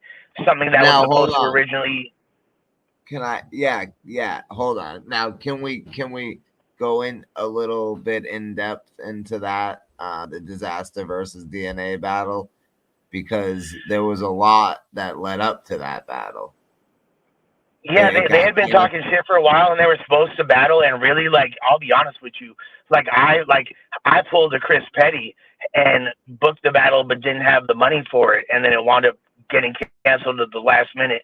And I kind of tried to put the blame on DNA, even though we could have got we wound up getting it together at the last minute, and we could have done it, but by that time it was like too late, and he didn't want to do it or whatever. But I appreciate the reality is, yeah, no, it was completely my. I've never said that publicly either, but yeah, that was 100% one of Lush One's several, wondrous blunders that I've had over the years. That was one of them though, for sure. I fucked that up 1,000%. Diz. I wish when Diz hears this, or if Diz hears this, he's gonna be laughing his ass off because he knows. And so I'm going out there, right? So I'm going out there to Canada. I have no idea that Drake's about to be at the event when I fly out there, because it wasn't even like I fly out there, I go through customs, they sweat me because a little oh, you had warrants for this and blah blah blah blah, and they're like, hold me out to customs for 2.5 hours, fucking, because Canada's such a fucking quarantined, sterile country. Yeah. At least it's so weird though. They'll let refugees in from third world countries and shit, but if a regular like an American, the country right next to it, you feel me, that protects it with fucking all of our missiles and power, they if you fucking have had a fucking traffic stop or a DUI, you can't get in the country. I'm like, oh, okay. But right. but these hold on. But fucking mercenaries from fucking third world countries are welcome in with open arms. But that's a whole other discussion. You know what I mean? Absolutely. Let me just ask something about the Disaster versus DNA battle real quick before you go any further. So before the battle, before they actually battled, right? There was an event that they were supposed to battle at, and QP right. Bola 4 or something, or 4. 6. It was 6. 4. Oh yeah, Bola 4. You're right. It was Bola 4. Yep. Because Bola 5 wound up being on King of the Dot a few years later. Yep. So Yes. Bola 4. Yep. And we don't got to talk about Bola 5, but Bola 4 5 was amazing, except for that one little thing that happened. Right. But I just want to highlight something from Bola 4 for a lot of people that don't know, and that's Battle of LA, by the way, Bola. So that night, Disaster versus DNA was supposed to go down. It didn't happen. So now QP had already had booked 2 to battles, battle right? AB Hoggish and Cadillac Ron. Fact. And then in like 2 days, though, right? He had 3 battles that night. I think it was all one day, bro. We just switched venues, but it was all in one day. Oh, okay. Yeah, it was all in one day. I remember, and he did amazing in all 3. I mean, Disaster killed him because Disaster was going at DNA the whole time, so it didn't really matter. People just wanted to hear the DNA bars anyway. But what QP was saying was absolute fire, and he battled 3 times that day. The AB Hoggish shit's one of my favorite battles. Yeah. But rest in peace, Caddy Ron. But 5 in peace to my brother Cadillac. You feel me? And shouts to AB Hoggish for he still is killing it in music. His name is A Blicky, so he calls him. What is it? A Blicky, ABLICCY, I believe. He's a rapper from Stockton, and he's a part of like the Stockton. Yeah, he's a part of the Stockton rap scene. And also shouts to AB Hoggish for being the only battle rapper that I've ever seen show up to a battle less than an hour after being shot, doing his battle, and then dipping and going to the hospital afterwards. Wow, yo. Wow. Yo, y'all better be hitting crazy. that like button, yo. Unlike Billy Boondocks, who got shot mid-battle, right? Billy Boondocks got shot after the event. Damn. Okay. Yeah. So there's someone else that got shot mid-battle, but we're not talking about that. There's a few like that's not. Oh yeah, I heard about that. Yeah. So anyway, my bag. So go ahead. So you didn't know Drake was gonna be at the event at Platinum? No, I had no fucking clue. DNA. I had no fucking clue, and I think that was like, because like it would have like looked a lot different if I had known Drake was gonna be there, and I like flew out to fucking meet. You feel me? Fucking my favorite fucking pop rapper. Like that would have been like super fucking gay. You know what I mean? Like, it had nothing to do with that. Like, I love Drake, by the way. Like, Drake is a phenomenal person and one of the greatest artists in history. So that wasn't a diss against Drake, but it's like, that just would have been a Mickey-ass little thing to do. Like, I didn't know he was, I don't even think Organic knew Drake was going to be there because he, like, when he picked me up at the airport, like, and that was already my boy, but I met Gully at that moment. And me and Gully instantly clicked. It was like we were brothers, like off rip. Like I love Gully, bro. Like, you know what I mean? Like, and I think it was just because I think just me and Gully both like loved pussy and like bitches fucked with us, and we were just like the chill fun guys, you know, like in our circles, and like so we like instantly clicked. And I had never met this dude, and he let me stay at his crib.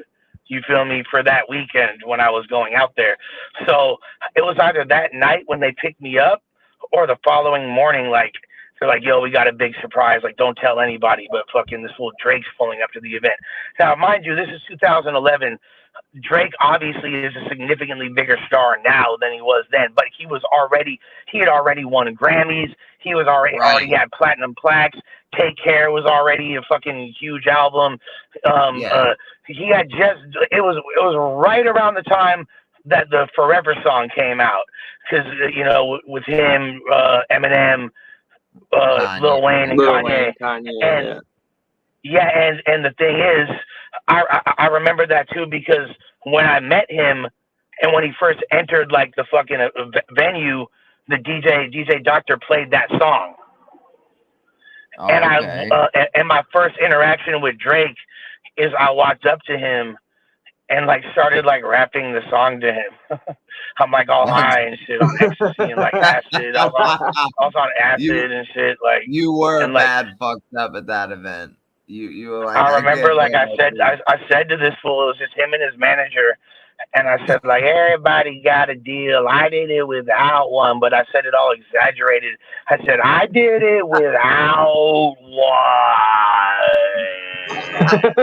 And that's like the first thing I ever said to that fool. He starts cracking up, like, you feel me? Then he like gives me a big hug. He's like, Lush One, I fucking love you. First words out of his mouth ever to me. So you feel me? Like, so he was mad cool, and he was just like out there, minimal security, like a huge superstar in his own city, walking amongst the people, taking pictures with everyone, just like coolest guy ever. So I mean, like probably like besides like so you were Method Man and Wiz, probably Method Man and Wiz Khalifa are like the only rappers that I met in person that were like quote unquote like cooler, like Wiz Khalifa, bro, you can say what you want about his music, but when I met that fool and he had like 5 bitches rolling up joints, he had the open Hawaiian shirt, he was super chill, passing out joints to everyone. Like, whoa, like this guy really is who he raps about. He's super cool, you know what I mean? And like Method Man, like, oh yeah, like he is the nicest guy ever, bro. He's done features for like every fucking battle rapper and underground rapper and never charged anyone anything. And he's one of the best rappers in history, so it's like, fucking shouts to him. But I can't even say they're the coolest, but they're some of the coolest people that I've ever met. But anyway, so like during that time, me and Organic are chopping it up, and we pretty much come to the conclusion that, yeah, we gonna start this King of the Dot West shit. And I low key did the same thing. I didn't give like an ultimatum like I did to Direct, but I basically was like, look, we got a lot of shit cracking off. Matter of fact, a lot of dope talent. We just booked Disaster vs. Cannabis. So what's up with it? You down?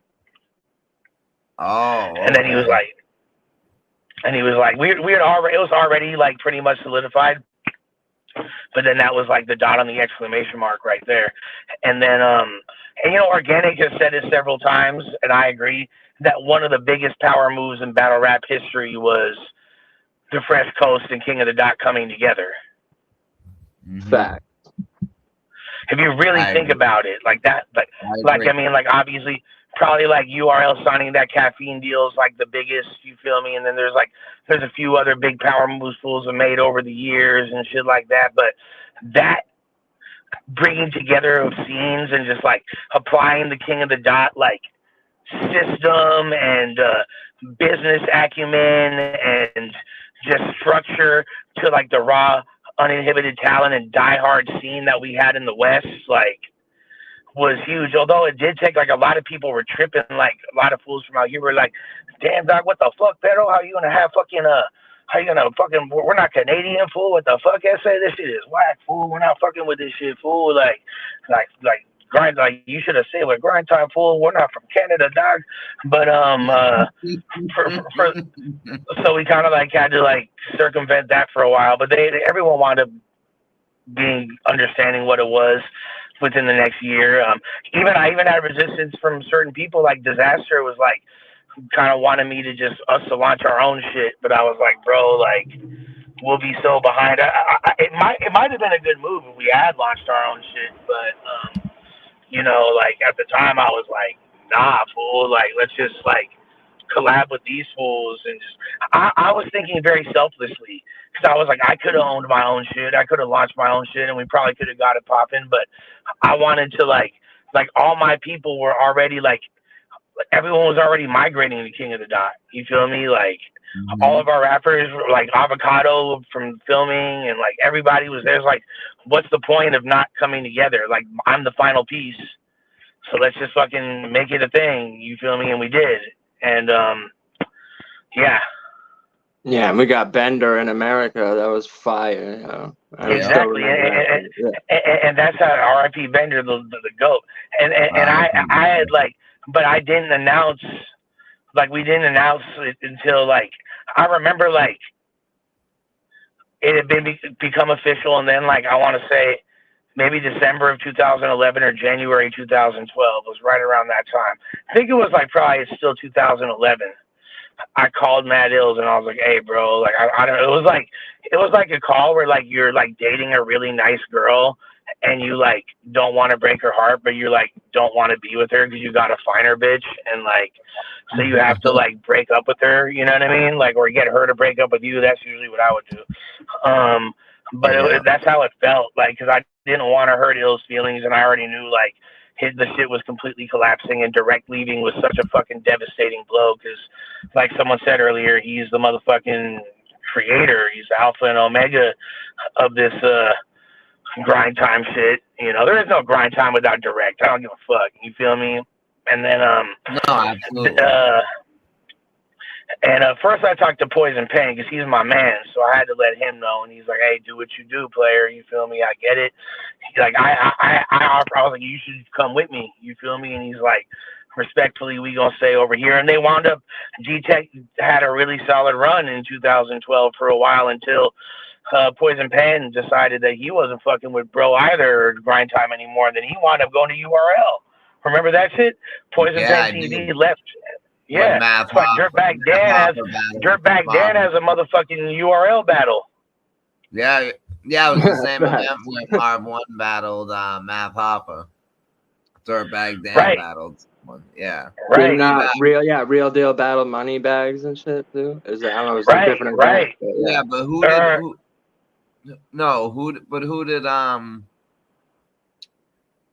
who did he battle though? Who? I don't know, but I know that they that he wound up leaving. But like, I called Ills, I get Ills on the phone, and I'm like, "Hey, fool, like, how you doing, bro? Like, I'm doing good. We're just gonna got some really big plans, and we're gonna." I was like, "Yeah, well, speaking of plans, I'm planning to leave Grind Time. I'm sorry, bro. Like, I'm really sorry. I'm joining. Oh, and by the way, I'm clicking up with the ops. I'm the ops now, bro." And he cried, fool. Wow. He cried on the phone. What? He cried on the phone? He said, "All right." Like, it's like it wasn't like hysterical crying, but he was choked up for sure. And he cried in the car after for sure. Oh no, yeah, he fucking dog. He for sure bought the finest prostitute that South Florida had to offer at the time. But you know what I mean, like. No. But no, I'm just saying. I don't know, but he was very upset. He was very upset, and but I tried to do it in as gentle of a way as possible. I mean, bro, everyone was leaving. Our web designer left because they didn't fuck with Matt Ills. Our fucking, our camera team left. Most of our division presidents, like, I was like, "Damn, fool, like, this shit is a motherfucking graveyard, fool." Now, didn't Matt Ills' phone get stolen? Something. Yeah, Caddy fucking jacked Matt Ills' phone at Rock the Bells, which was hilarious. And then he put on the liner notes of a vinyl release, like he's like shouting everyone out, and he's like, "Matt Ills, my bad, I fucking took your phone, bro. I'll get you a new one one day."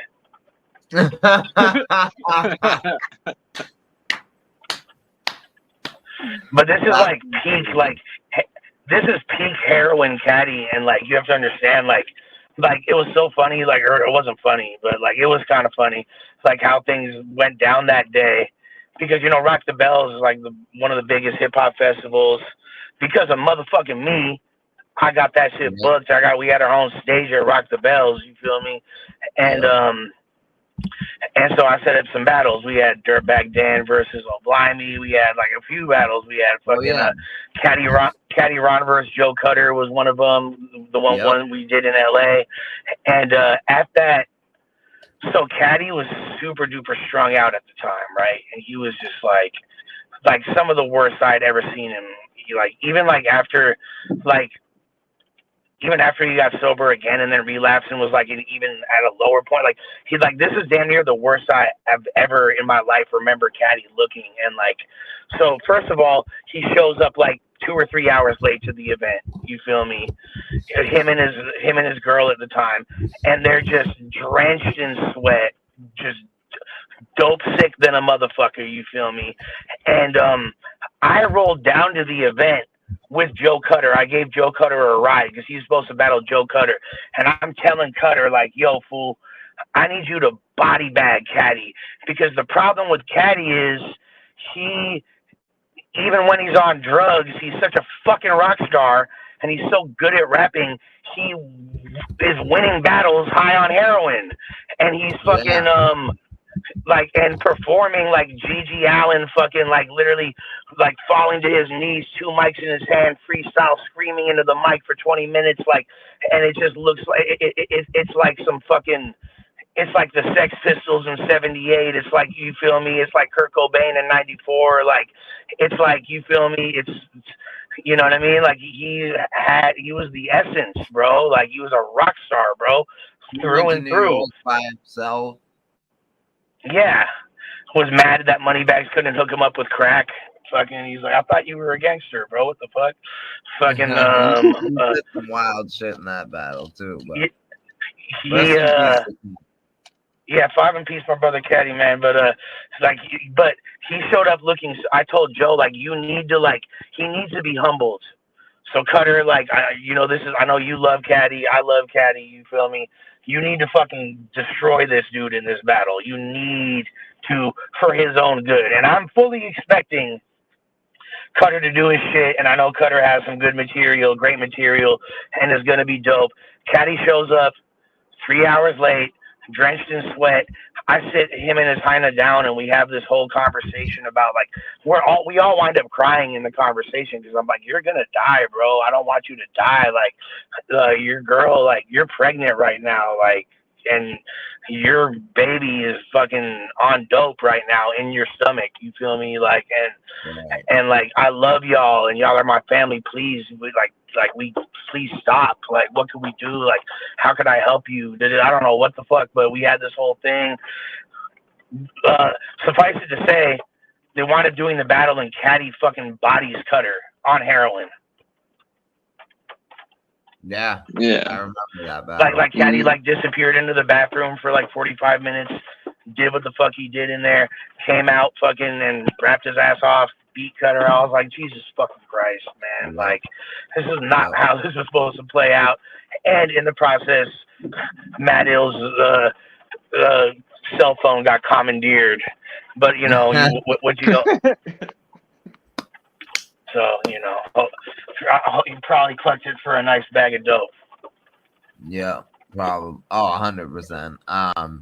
So this is off it's on topic, but it's far from where we're at now, but it's a good question. But a couple people wanted to ask about how you felt about Goon Platoon.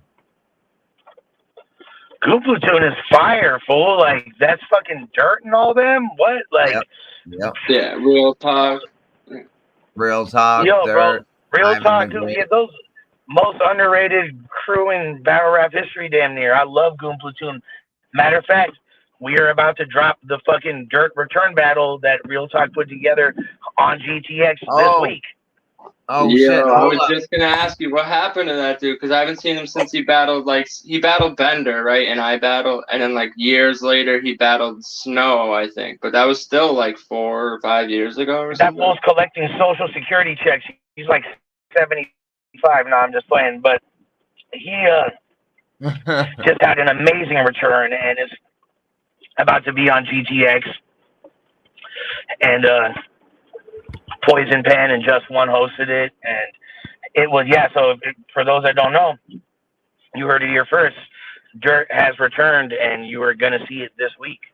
That's fucking awesome. Now let me ask you a question, a follow-up question to that, because a lot of people have been asking me, where is NXT versus Disaster? Not in my possession. Damn. So there's no not way. In my possession. That was not an event that I put together. If I had it my way, to be honest, it'd be I'd like to see the light of day.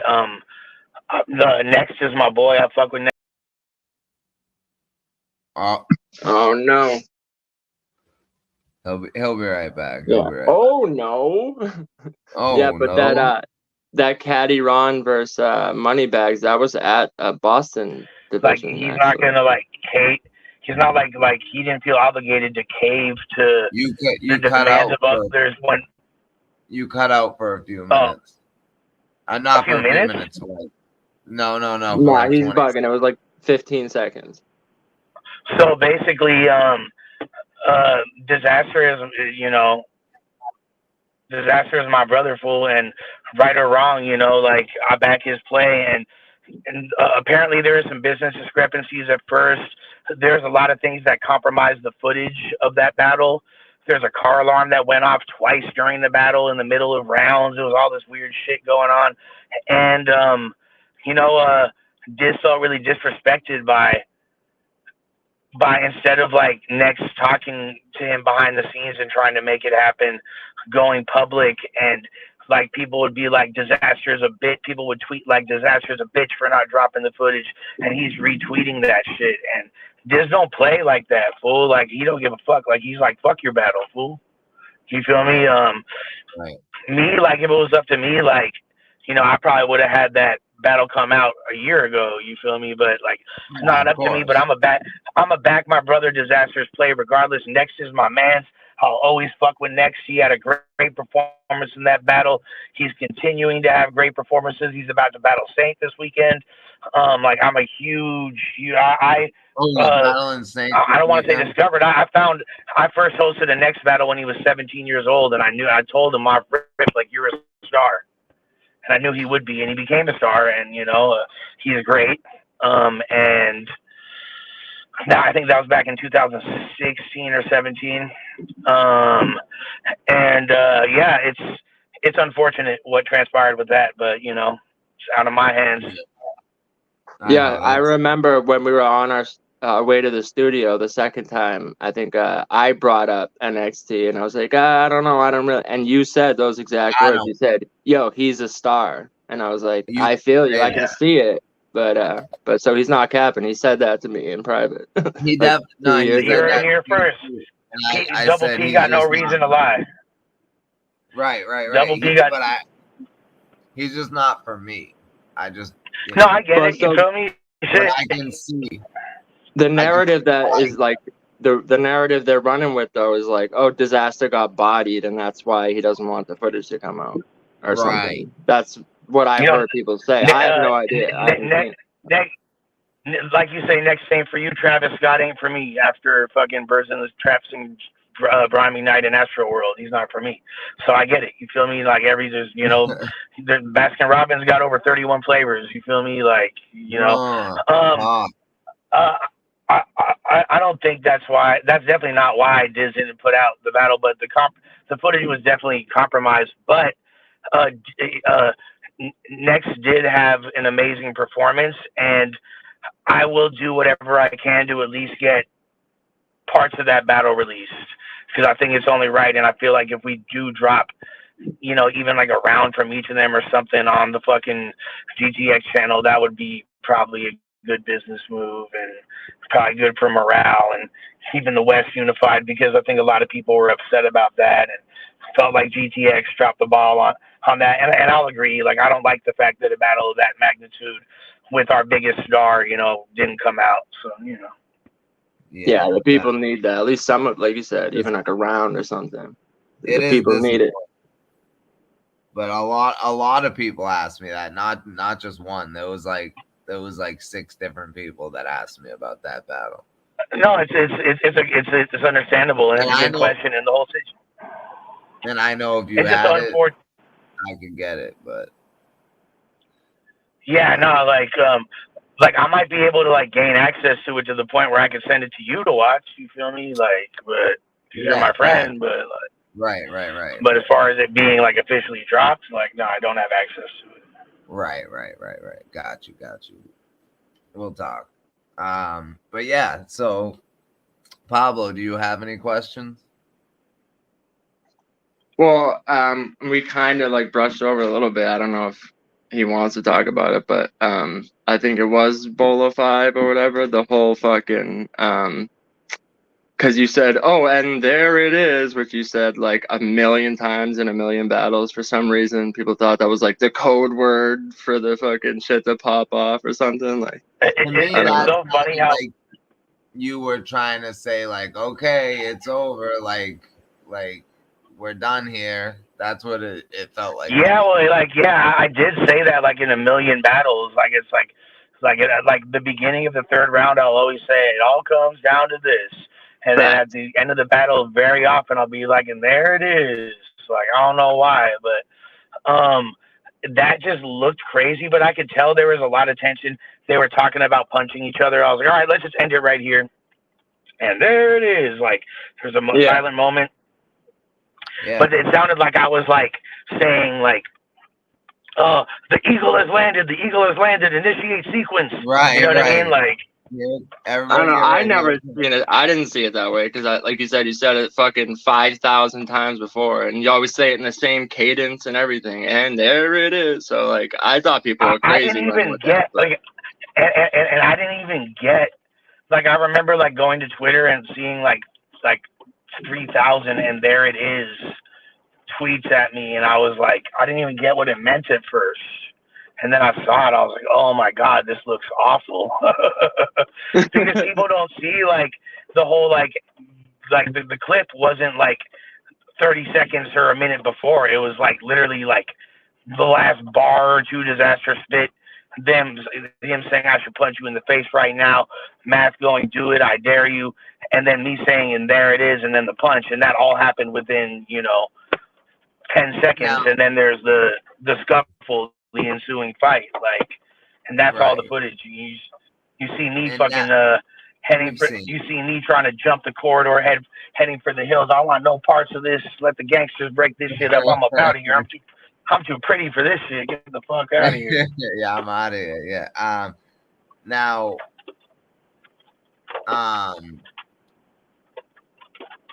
so when that happened, right, or reaction of Organic when you first seen him after that, like immediately he was there.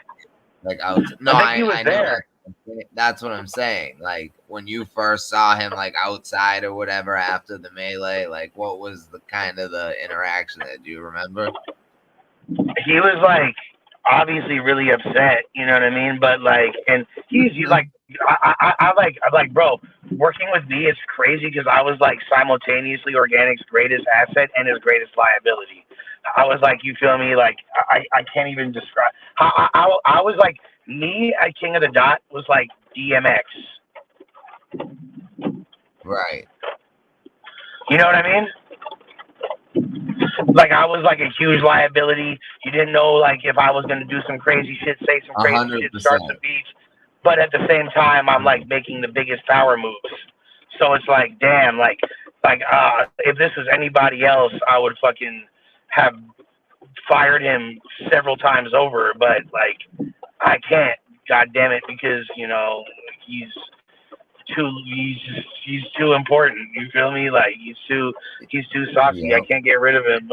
But like what stuck out to me more than Organic's reaction was Bishop Brigantes, and shouts to my boy Bishop, you feel me, my brother, fuck cancer, you feel me, you doing a incredible things up there in Canada right now. Shouts to Bishop Brigante. Here's the fucked up thing. So immediately after this shit happened, I'm trying to do damage control. Mind you, I'm on hella ecstasy when this shit happened. I'm like rolling my face off. I go outside, like I look like Tyrone Biggums. My lips are all chapped. Like I have chronically chapped lips and spit on the side of my mouth because I talk a lot regardless. But like I'm on ecstasy and fucking like I was just hosted a battle with Absol and he just like vanished into thin air. He like evaporated and all this shit's going on and I'm like I gotta do damage control. That's when my ecstasy brain's like I gotta do damage control. What do I do? Like, okay, here's Hip Hop DX. Let me give them a quote to try to calm the shit down. You feel me? Like, and I was like, and they asked me like, and I was what my big thing was like I didn't want the event to be overshadowed by the punch. Obviously it was like, but we had like, I'm pretty sure wasn't that we had just did fucking Real Deal versus Chilla. We had fucking Nitty battles. Charlie Clips versus Daylight. Charlie Clips, Daylight. You feel me? Like we had an incredible fucking card, bro. And all the Marlo and Shuffle T battled somebody. Yup. Dirtbag and Caustic. Yeah. So it was like there were so many dope battles on that card, and it was like that instantly. Oh, I think O-Red was on that card too. I think it was like, was it Nitty versus O-Red? Yeah, Nitty versus O-Red. Yeah. No. That was on Vendetta too. That was on Vendetta too. Oh, okay. That was the card right before that. Yeah. That was Vendetta too. Yeah. We had, but that card was insane. Is all I know, and I think Head Ice battled somebody. I'm pretty sure on that card. I think was that Head Ice versus KG the Poet. Is that what that was? I don't know. No, that was that. I'm gonna look it up right now. Back to the basics or something. I want to say something like that. KG versus Head Ice. That's what. Yeah. But it's just crazy because I mean, how many times like fights have? That's what. I would say how many times fights have like almost broken out, and I've seen you de-escalate it like every time, like the Philly Swain and Daylight, and I think even in the same room, the chicks were about to fight and shit, and you're like, he's like, yo, if I can book this person versus this, and nothing popped up, like y'all ain't gonna do shit. Like I've seen you de-escalate situations so many times, so it was weird. That was like, oh, he set this up to happen. Like I don't believe that at all. Here's what looks so bad. So I'm outside on ecstasy talking to the media, and Hip Hop DX asked me what I thought about the event, and I said, well, my dumb ass, oh well, before people were gonna talk about how the event was classic, but now they're just gonna say that the punch was classic. So Hip Hop DX takes that quote and makes the headline, Lush One says the punch was classic. Yeah. And it was like got to like TMZ and shit, which is like TMZ never covers battle rap, but right. But this is typical like media shit. And then like I've never been media trained. I'm like I would never say that now, or if I did, I would say it on purpose. But and be well aware of what's going to happen. You know what I mean? But I remember Bishop saying to me like Lush, you really need some fucking media training because what you just fucking the worst look and the dumbest shit that I've ever seen you do. And he was, he was right. It was fucking idiotic. It's important when you're in the public eye as much as you are. Yeah, for sure. And but I had nothing but good intentions, but I looked like a fucking dope fiend, and I basically said that the punch was classic. Then all they saw was, and there it is. And they saw me running away from the fight. So it just all looked really sus. But guess what? To this day, Matt Hoffa and I have a good relationship. I wanted to sending him an extra $5K. He wanted to fucking sue King of the Dot, but not me, because I still took care of him and looked out for him and you know what I'm saying? And made sure that he was good. I mean, he got paid $10K for that battle in 2015. 14 at the time. That was a lot of money for a battle. You know what I mean? Like, I'm sure, top tier rappers, obviously, like, that's like a lower figure. That's like for like maybe one round of a fucking, for a lot of these guys. But the time was a lot, and Math and I would probably have a much. We probably I probably would have been on his podcast. He probably would have been on mine, but just due to my friendship with Disaster, I can't me and Math are cool, but I can't fully fuck with him until they squash whatever they got going on. Because this is my brother. Like, again, good or bad, I'm rocking with him. Diz was definitely wrong for punching him. I don't give a fuck if he gets mad at me saying that. Like, bro, you're not supposed to punch people in rap battles. I get why you did. I totally get it. You did what you felt like you had to do, but there's no place for that shit in battle rap. Period. Then I gotta fucking explain on Vlad TV. Then I have to go on Vlad TV and explain that shit wasn't a setup and all this extra shit. Like, come on, man. And he didn't even look like he really wanted to do it either. Like when he did it, no. Look. He there had been a lot of talk of tension back and forth leading up to it. Math was alluding to a lot of shit.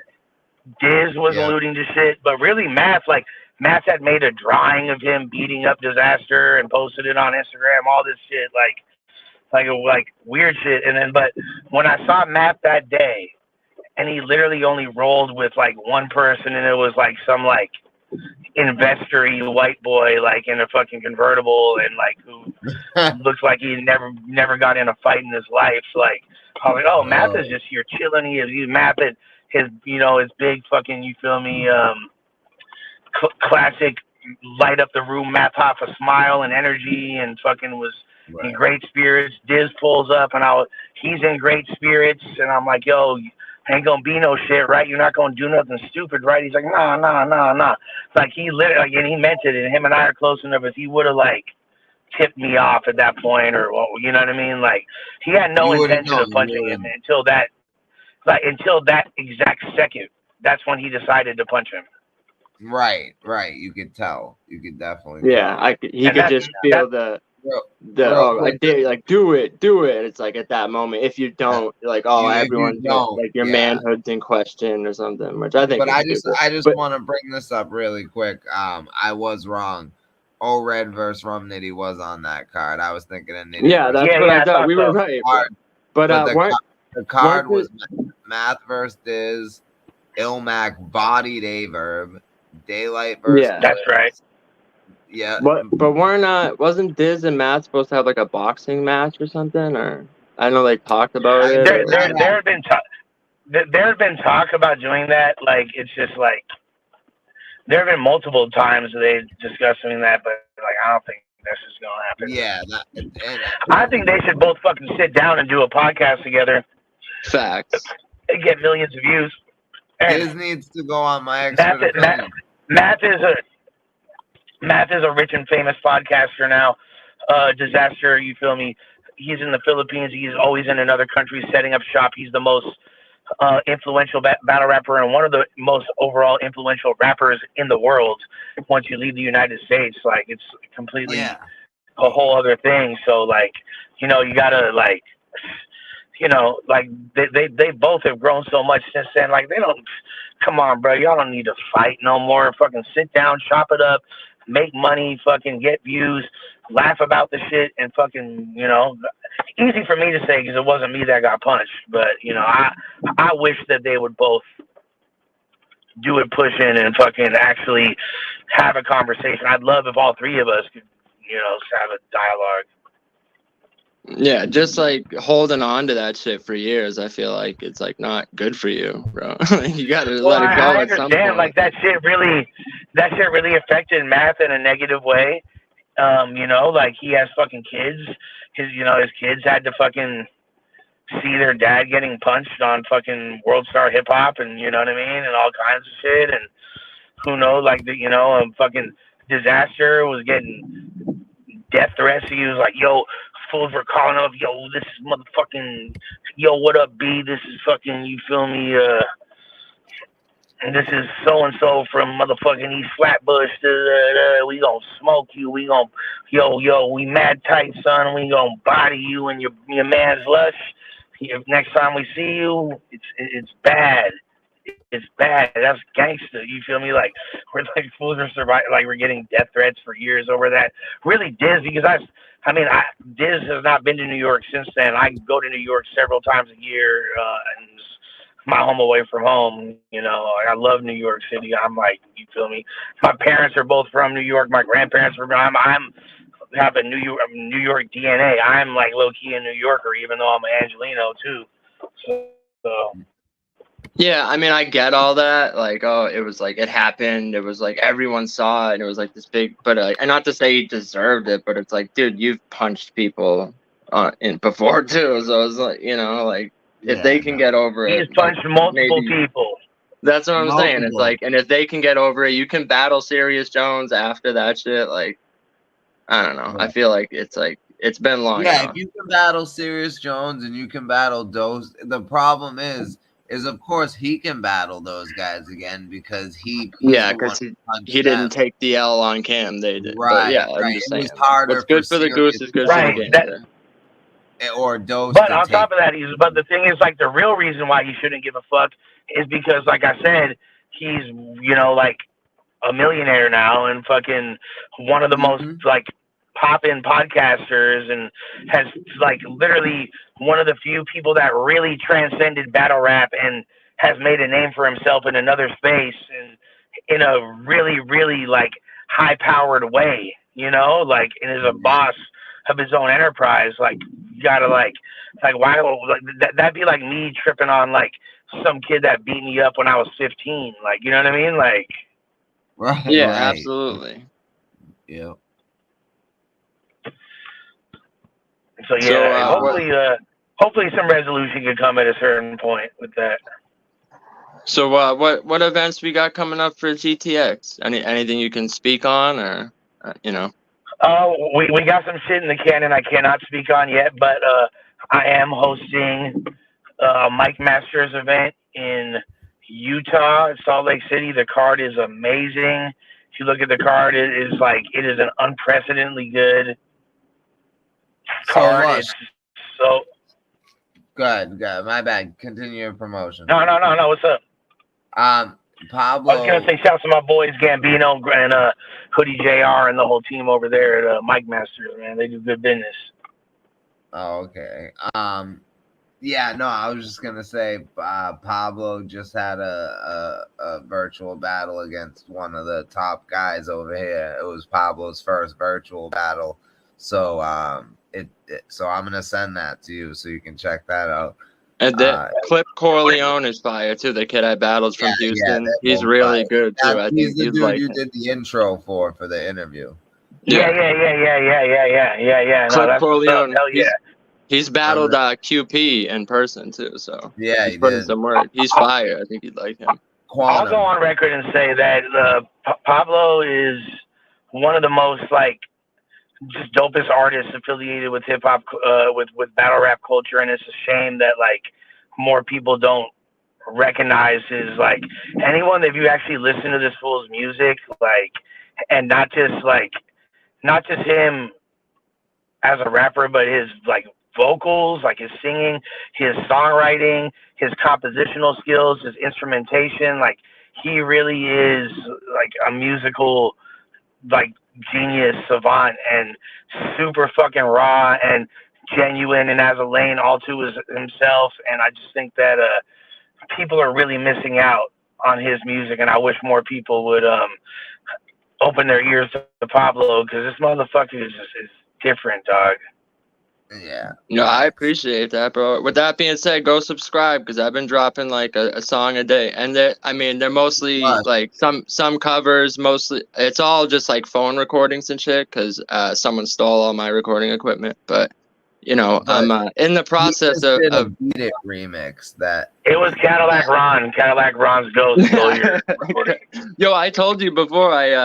When I was living at my aunt's house, some like dude she works with came over and was somehow the conversation battle rap got brought up, and he's like, "Oh, do you know Cadillac Ron?" And I was like, "Yeah, I know of him." And he's like, "Oh yeah, we were in a band together in high school or college. I forget what he said." And I was like, "Word? No shit!" Like this white dude. I was like, "All right." I was like, "I'm gonna have to ask around about that," because I was like, no, that's true. That's true.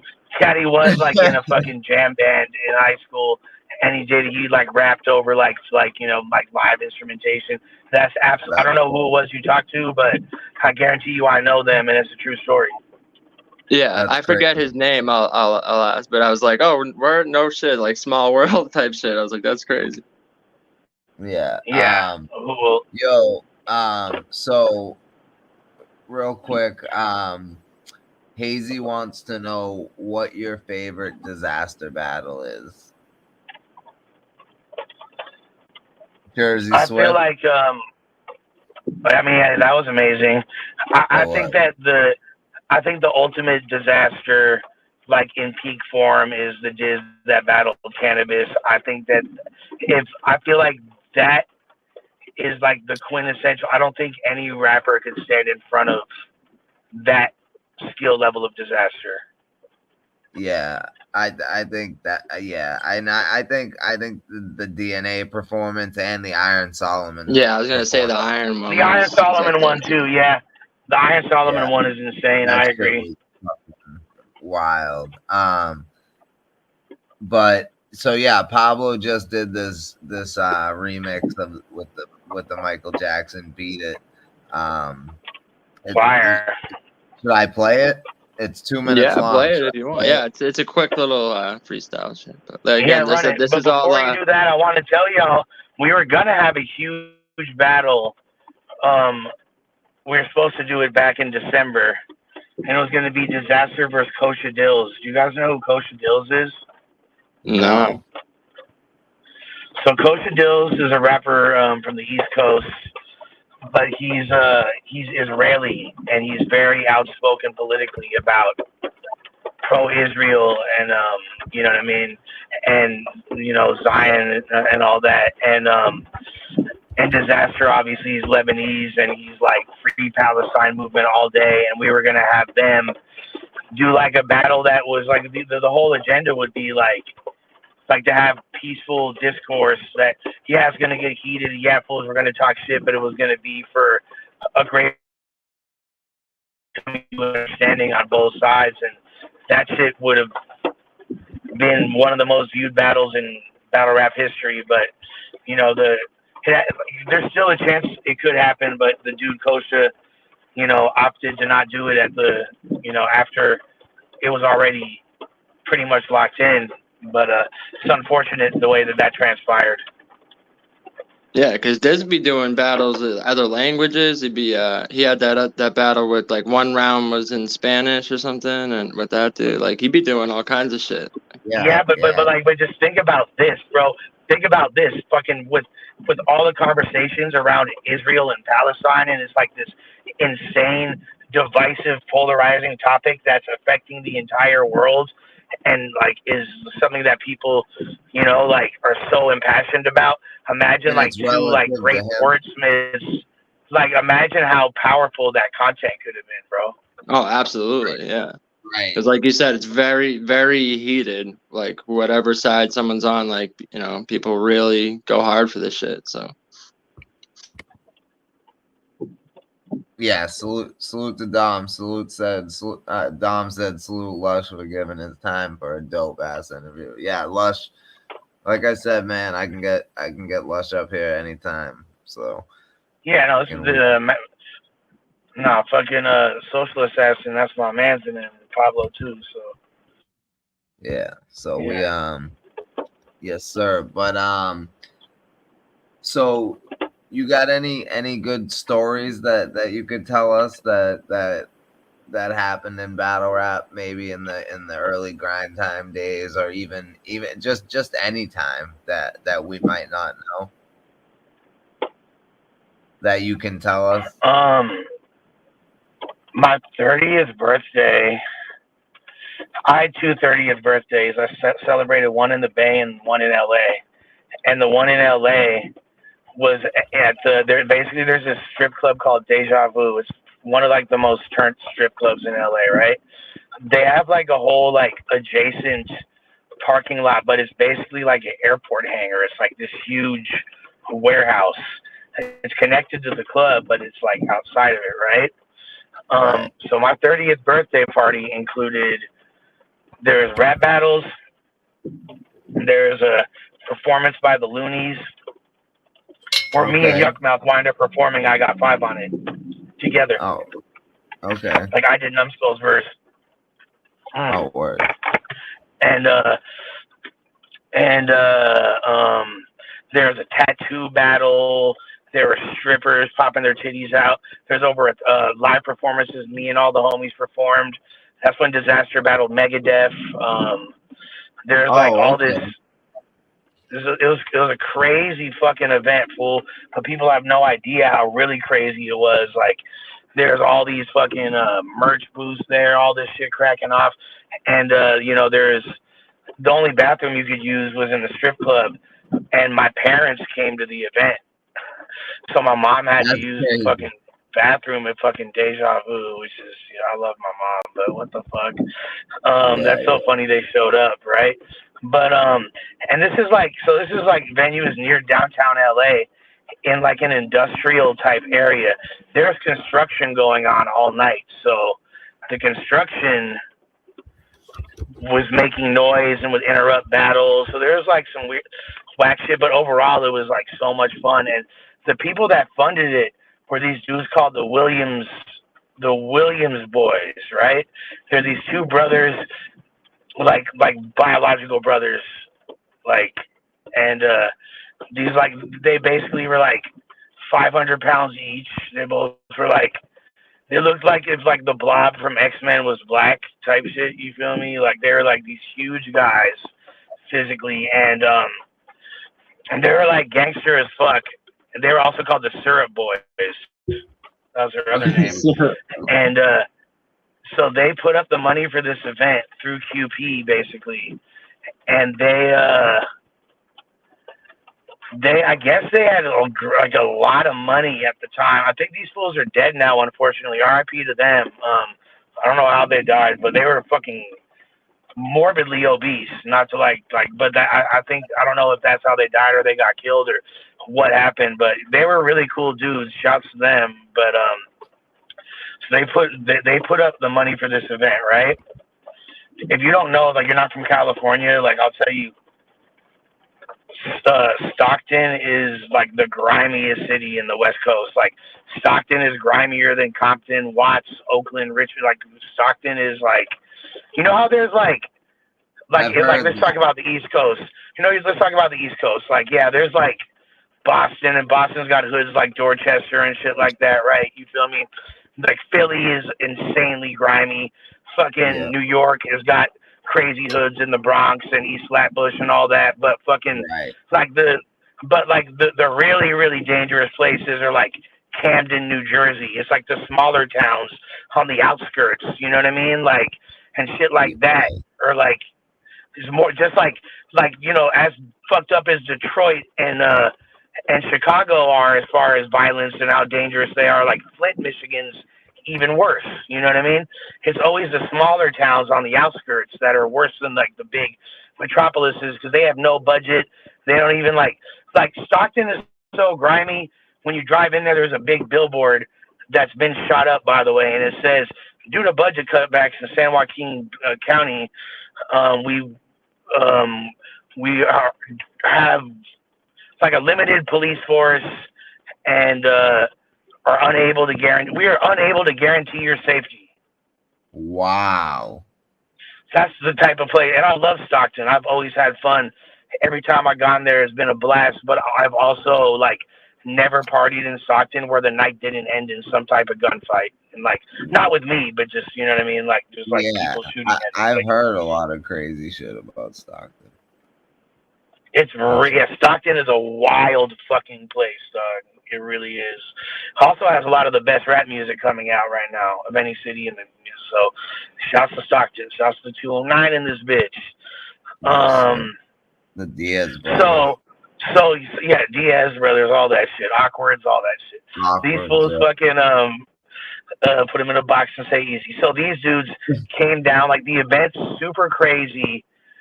Towards the end of the event, people started dipping, you feel me? Like we rocked our set, we did the battles, tattoo battles, strippers popped their titties out, blah da da da da. There's over 1,000 people.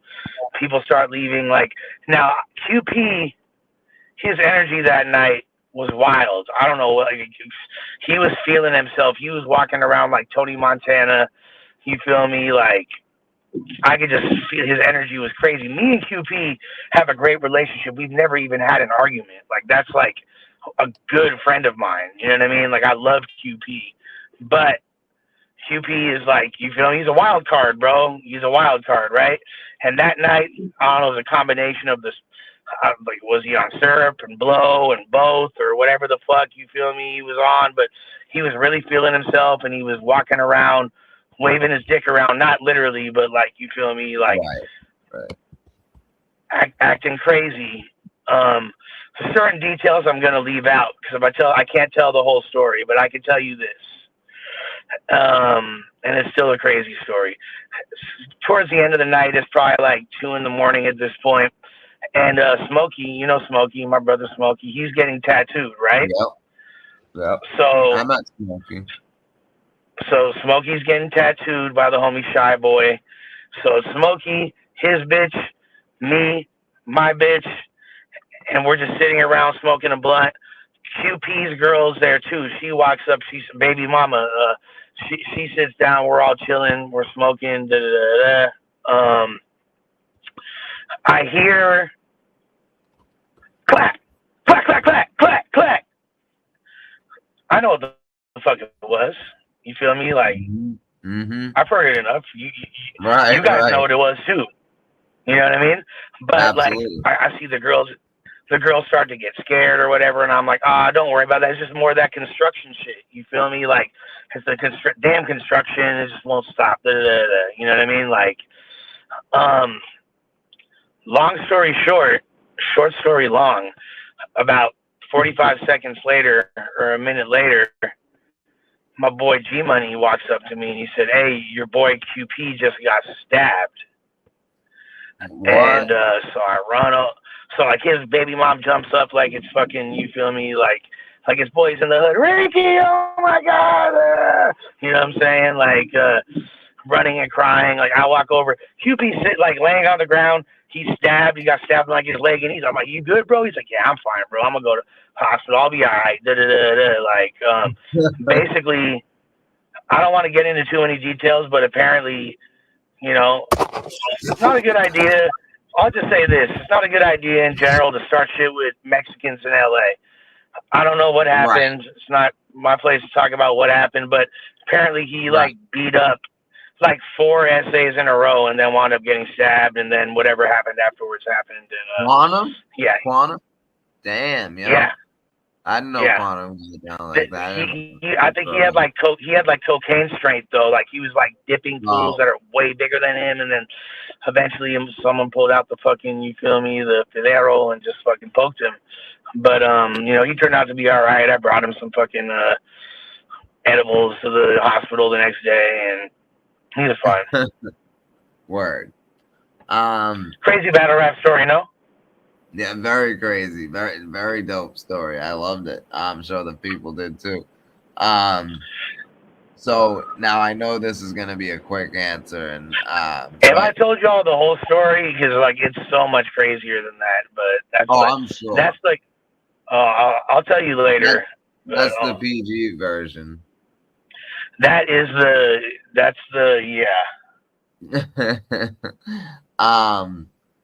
So will you ever battle again?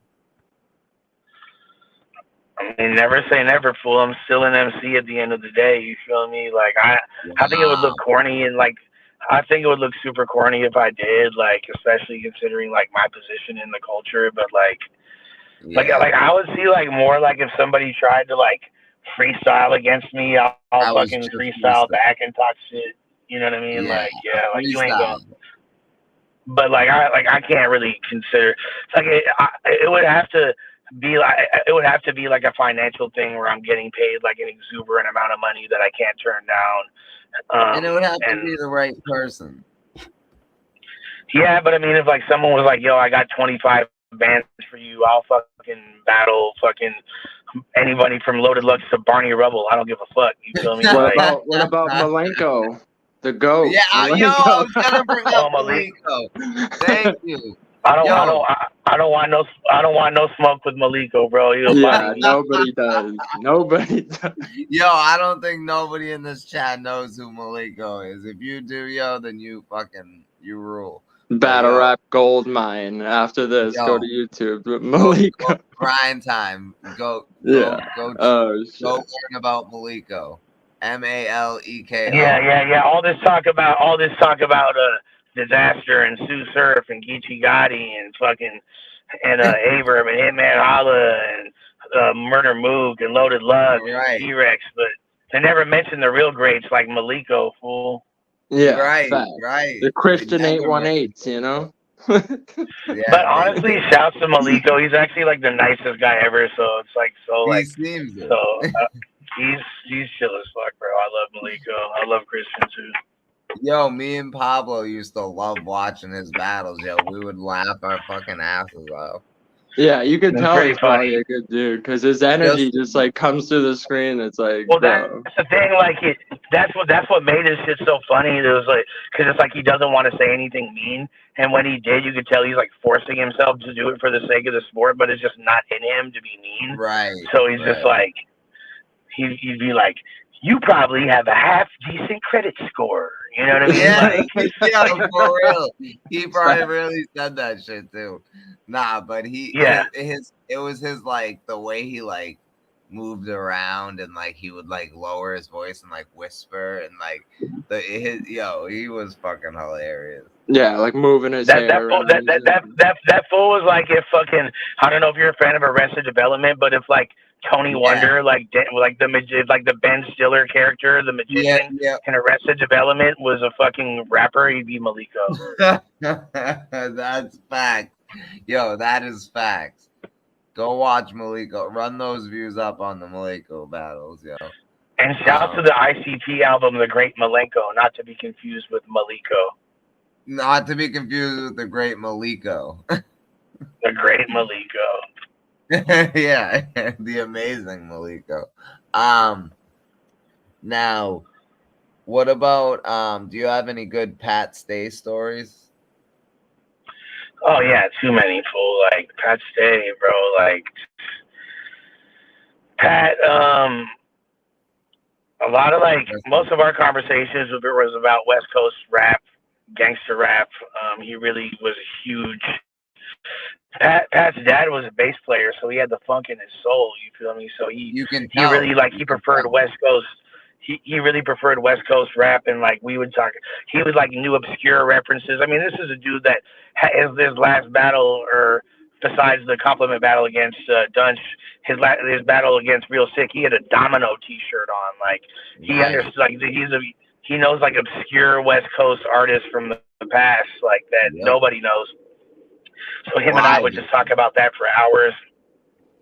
Me like Pat, we would party and take drugs after events.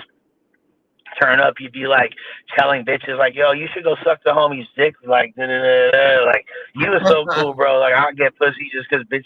He would tell bitches, "You should give like that fool Lush some pussy." Like, that's how cool Pat was. That really happened multiple times. That's dope. Shout out to Pat, yo. Shout out to Pat. Rest in peace, to Pat. We had some hotel room debauchery. I ain't even gonna get into it, fool. But yeah, I got some. Pat is one of the coolest dudes, bro. Yeah, that sounded crazy. I can't lie. Some hotel room debauchery. You'd be like, yo, you should just like go dome the homie up one time. You should like, like look at him. He's the man, fool. Like he got a bandana under his hat. You should suck his dick, girl. He was a good wingman. And he was a slick talker too, so you could tell, you could tell by the way he performed in his battles and the way he flowed his shit too. That makes a lot of sense that his dad was. And just like women loved him so much. It's like if Pat wants me to suck his friend's dick, I'm gonna do it just on GP because Pat is a man, and you know. Yep.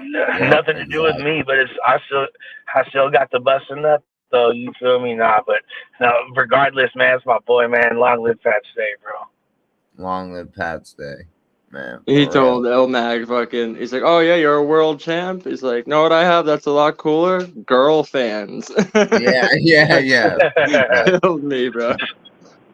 But someone asked, there's no rebuttal for that. There's no rebuttal. Yeah, facts. You are not a man. Yeah. But so someone asked. I got a question, but okay. Go ahead, Pablo. I have a. I was gonna say, someone asked, "How do you feel about the state of battle rap right now?" That's the one I was gonna ask. The current state. Yeah, current state of battle rap. Yeah. I think that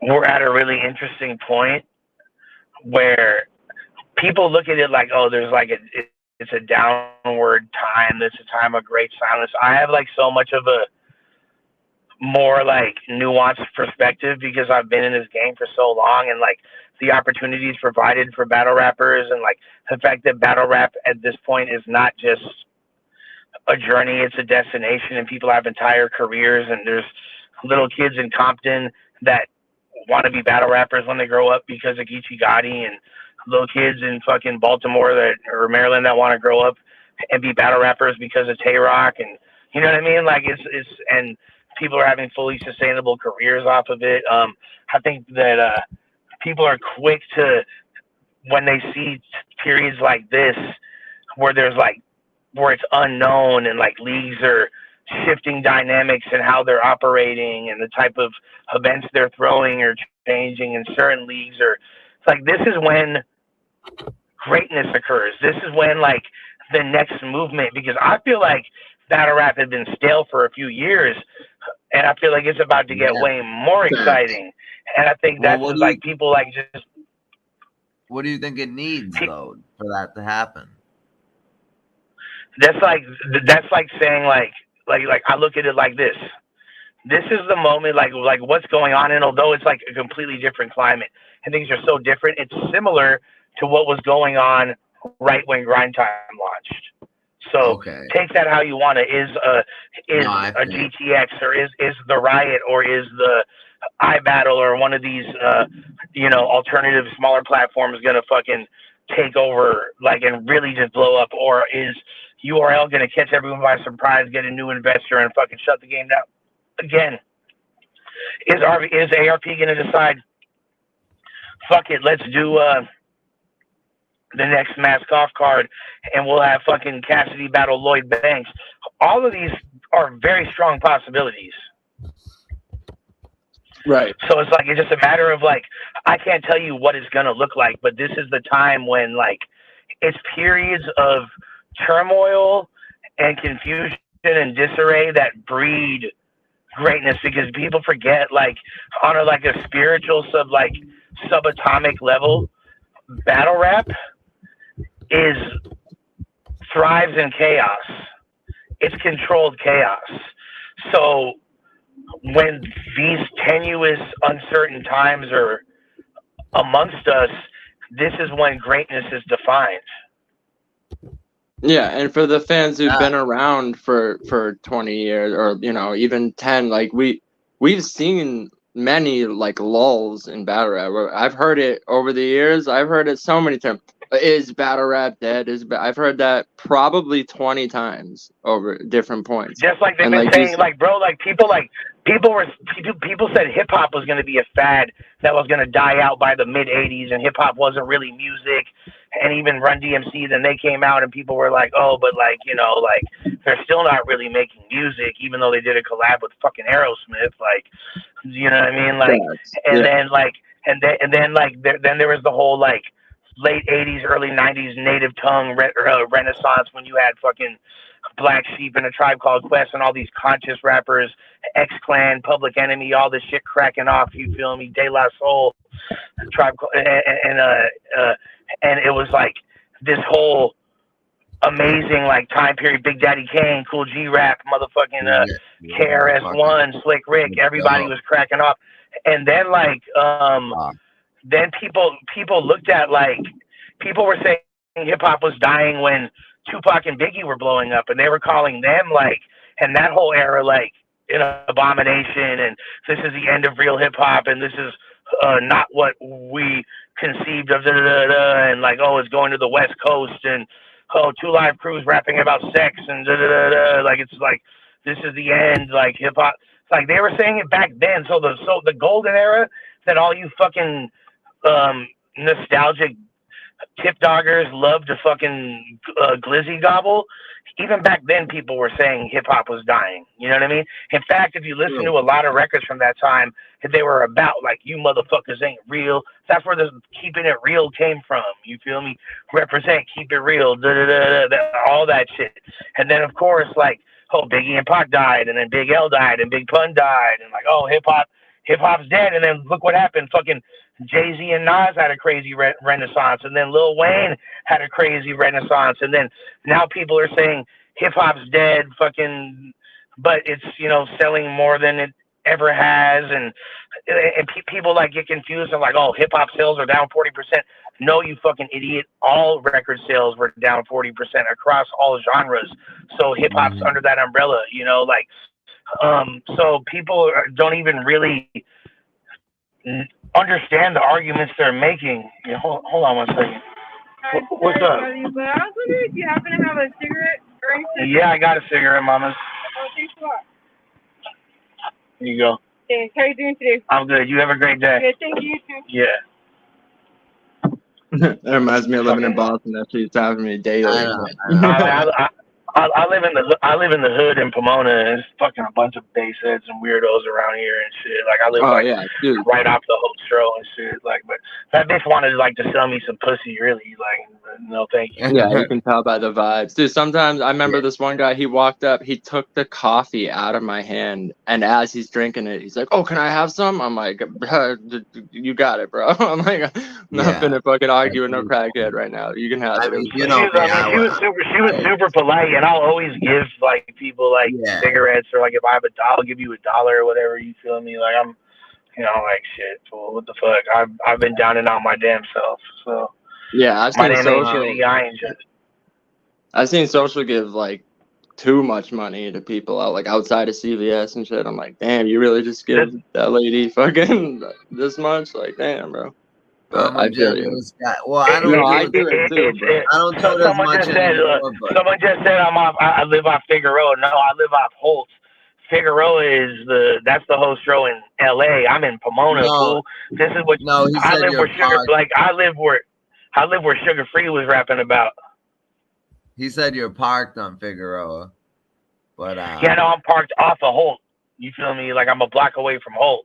So it's the same thing. Holt is the Pomona version of Figueroa. It's one of the craziest host rows in the world. Yeah. Oh, someone asked about the Diz and Crooked Eye shit. Is it? Yeah. What happened with that? Because there was a whole announcement and shit, and then the fucking bro, like, what happened was these bro, like our investors like owe us like $250,000, fool, like. And they dropped the ball and fucking ruined the whole shit. Damn, they Chris Petty'd it? Is that what you're saying? Bro, like this is Chris Petty on fucking steroids. You feel me? Now, when I say Chris Petty, I mean 2009 Chris Petty. I don't know. So what's your beef with Chris Petty, bro? Because you would get along with him, bro. He's a good dude. Well, no, bro, it's because every chance he gets, he jumps on panels and attacks DME Detroit because DME Detroit exposes Chris Unbiased. Because right now, it's not a question of whether he's guilty or not. They're trying to get off on a technicality, and the judge called the lawyer out on it. We saw the video. We've read all the paperwork. I'll send it all to you. But my point is, it's not a question of guilty or innocent. The guy is guilty. They have all the evidence, but they're trying to get off on a technicality. Now Chris Petty, every fucking chance he gets, goes on any platform defending this motherfucker. saying he doesn't have court anymore. The motherfucker has court in May. Okay, so I need to get caught up to speed, and I can't speak when it comes to legal matters. I don't speak on anything unless I have paperwork. You feel me? So I'm not gonna speak on that shit. You asked. As far as I'll send you I don't all fuck. the I tend look. I'll tell you this. I tend to not fuck with anybody that even have allegations so egregious. You know what I mean? Especially when you have multiple allegations. However, I don't know really what's up, and I do know that this the justice system, particularly in the South, is geared against black people. You know what I mean? Like that's no secret, or not just black people, but minorities in general. No, we get it, but the problem is bro, it right now they found the girl's phone in his attic. They found a bunch of other stuff. They found DNA. They have his DNA. Yeah, so basically what it comes down to is that the GPS data from his phone puts him at the time and place of attacks, and his lawyer is not arguing that the evidence. They're arguing like the fruit of the poisonous tree, basically saying what the detective put on the warrant to get that information, because they said like alleged serial rape, and they're like, well, that wording, because the one wasn't technically a rape, it was like oral, and so calling it serial was that's weird because he is like an alleged serial rapist as far as I can but from what I understand, and I don't understand much, so I don't want this to be construed any type of way. I thought that he had admitted to consensual sex with these women, and I don't know. Well, the thing is, there's a video of the thing is, first he said, we're not going to go through the whole thing. I'll go through it with you off camera, and I'll show you all. Well, he lied about it. Hold on, Pablo. But the thing is, the girl, he said he didn't know the girl. And then the girl, they finally found out the girl had his nut on her face. She walked to the police station. She didn't know who her rapist was for 2 years until he got arrested for those other ones, and they matched his DNA to that girl. And then she made a video about it, came out talking about it, and then that's when he said, "Oh yeah, I know Shannon. We had consensual sex." But your last video, the documentary you made when you came out of jail that you took down because you got caught lying in it, that said something else. That said that you didn't know Shannon. So he's been caught in a bunch of lies. And here's the thing that's fucked up is I was one of the big, like, I used to fuck with Chris heavy. Currently him and I have a good relationship. I haven't spoke to him for a while, but we've been cool since he got out of jail. You know what I mean? He's heavily defending Chris Unbiased, heavily. Now, listen. When Chris Unbiased first got caught up, I was one of the main people speaking out against him. Oh, to the I know. Point where, like, I basically, like, I don't know if it just is Unbiased Review still a group? Like, I temporarily dismantled that. I caused thousands of people to leave that group. You know what I mean? He got caught buying subscribers and shit. So some people are still rocking with him, but it's not. No, but like but in that initial video, the one that you were just talking about, in that video, he said. In that video, he had a whole part about me in there. You feel me? And was like Lush One, like that shit that you said, actually like was used against me in court. Like people were like the things that you wrote on Facebook.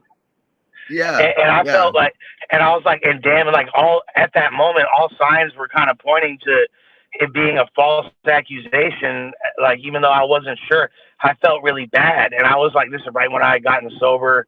So I was all about, no, I did though. Like my morals, like, and then like I was getting attacked by a lot of people. Like, oh, like you fucking were trying to, you were trying to do a witch hunt for a black man. This is like some Emmett Till shit. Da, da, da, da. And I was like, damn, like this is making me look crazy. Like I'm kind of fucked up for this. So I apologized to him. You feel me? Like, because I was like, damn, if that's true, like, and no matter what, bro, I don't want to be referenced in any court case, no matter what. Like, even if, although, like, if you're a fucking rapist, you deserve to, like, I don't give a fuck. In fact, I believe that if you're a rapist, you should get fucking raped. You feel me? Or you like right? You should have your dick cut off. You should get chemically castrated. You should be like, you feel me, like stoned to death in the middle of like I don't think like I'm not even against capital punishment for rapists. I think they deserve, like, rapists and child abusers deserve any sex offender deserves anything bad that could happen to them. You feel me? Like I have more respect for murderers. Like, murderers are better. I have more noble in my eyes, for sure. You know what I mean? Like, I can't think of any crime where that gets less respect. You know? Yep, exactly. Yeah. So basically, what it comes down to basically is like you said, just the like allegations themselves. It's like once it's more than one, like that's when I start looking at you different. But once you lie about it, and he lied multiple times, at that point, we have video evidence of. I don't have to. People say, "Oh, let the justice system sort it out," but to me, that's just a jury is just 12 peers. That's just 12 people making a decision. I can look at the evidence that's there in the records myself and make my own decision. And what I decide, I'm like, that's fine if you want to wait for the courtship. But I guess people's main gripe with like a Chris Petty is like, why are you defending it so hard? If you're saying let the court sort it out, then why aren't you waiting then too? He's saying he doesn't even have court anymore, pretty much. He's been saying that too. So the guy's confused. He just says anything just to try to win an argument, just to try to make DME look stupid. Like, they were talking about Chris Unbiased, and he's like DME said the N-word in a rap song before, and they were like, okay, but what does that have to do with the Chris thing? And he's like, yeah, but no, he's a racist, and he just kept trying to go back to that because he knew he had no fucking argument because he's an idiot, because these people defend Chris Unbiased without actually reading the paperwork. Look, I'll tell you this. If it turns out that Chris really is in fact guilty, I am going to go on the craziest fucking tirade ever, bro. And I'm going to fucking go bad on so many.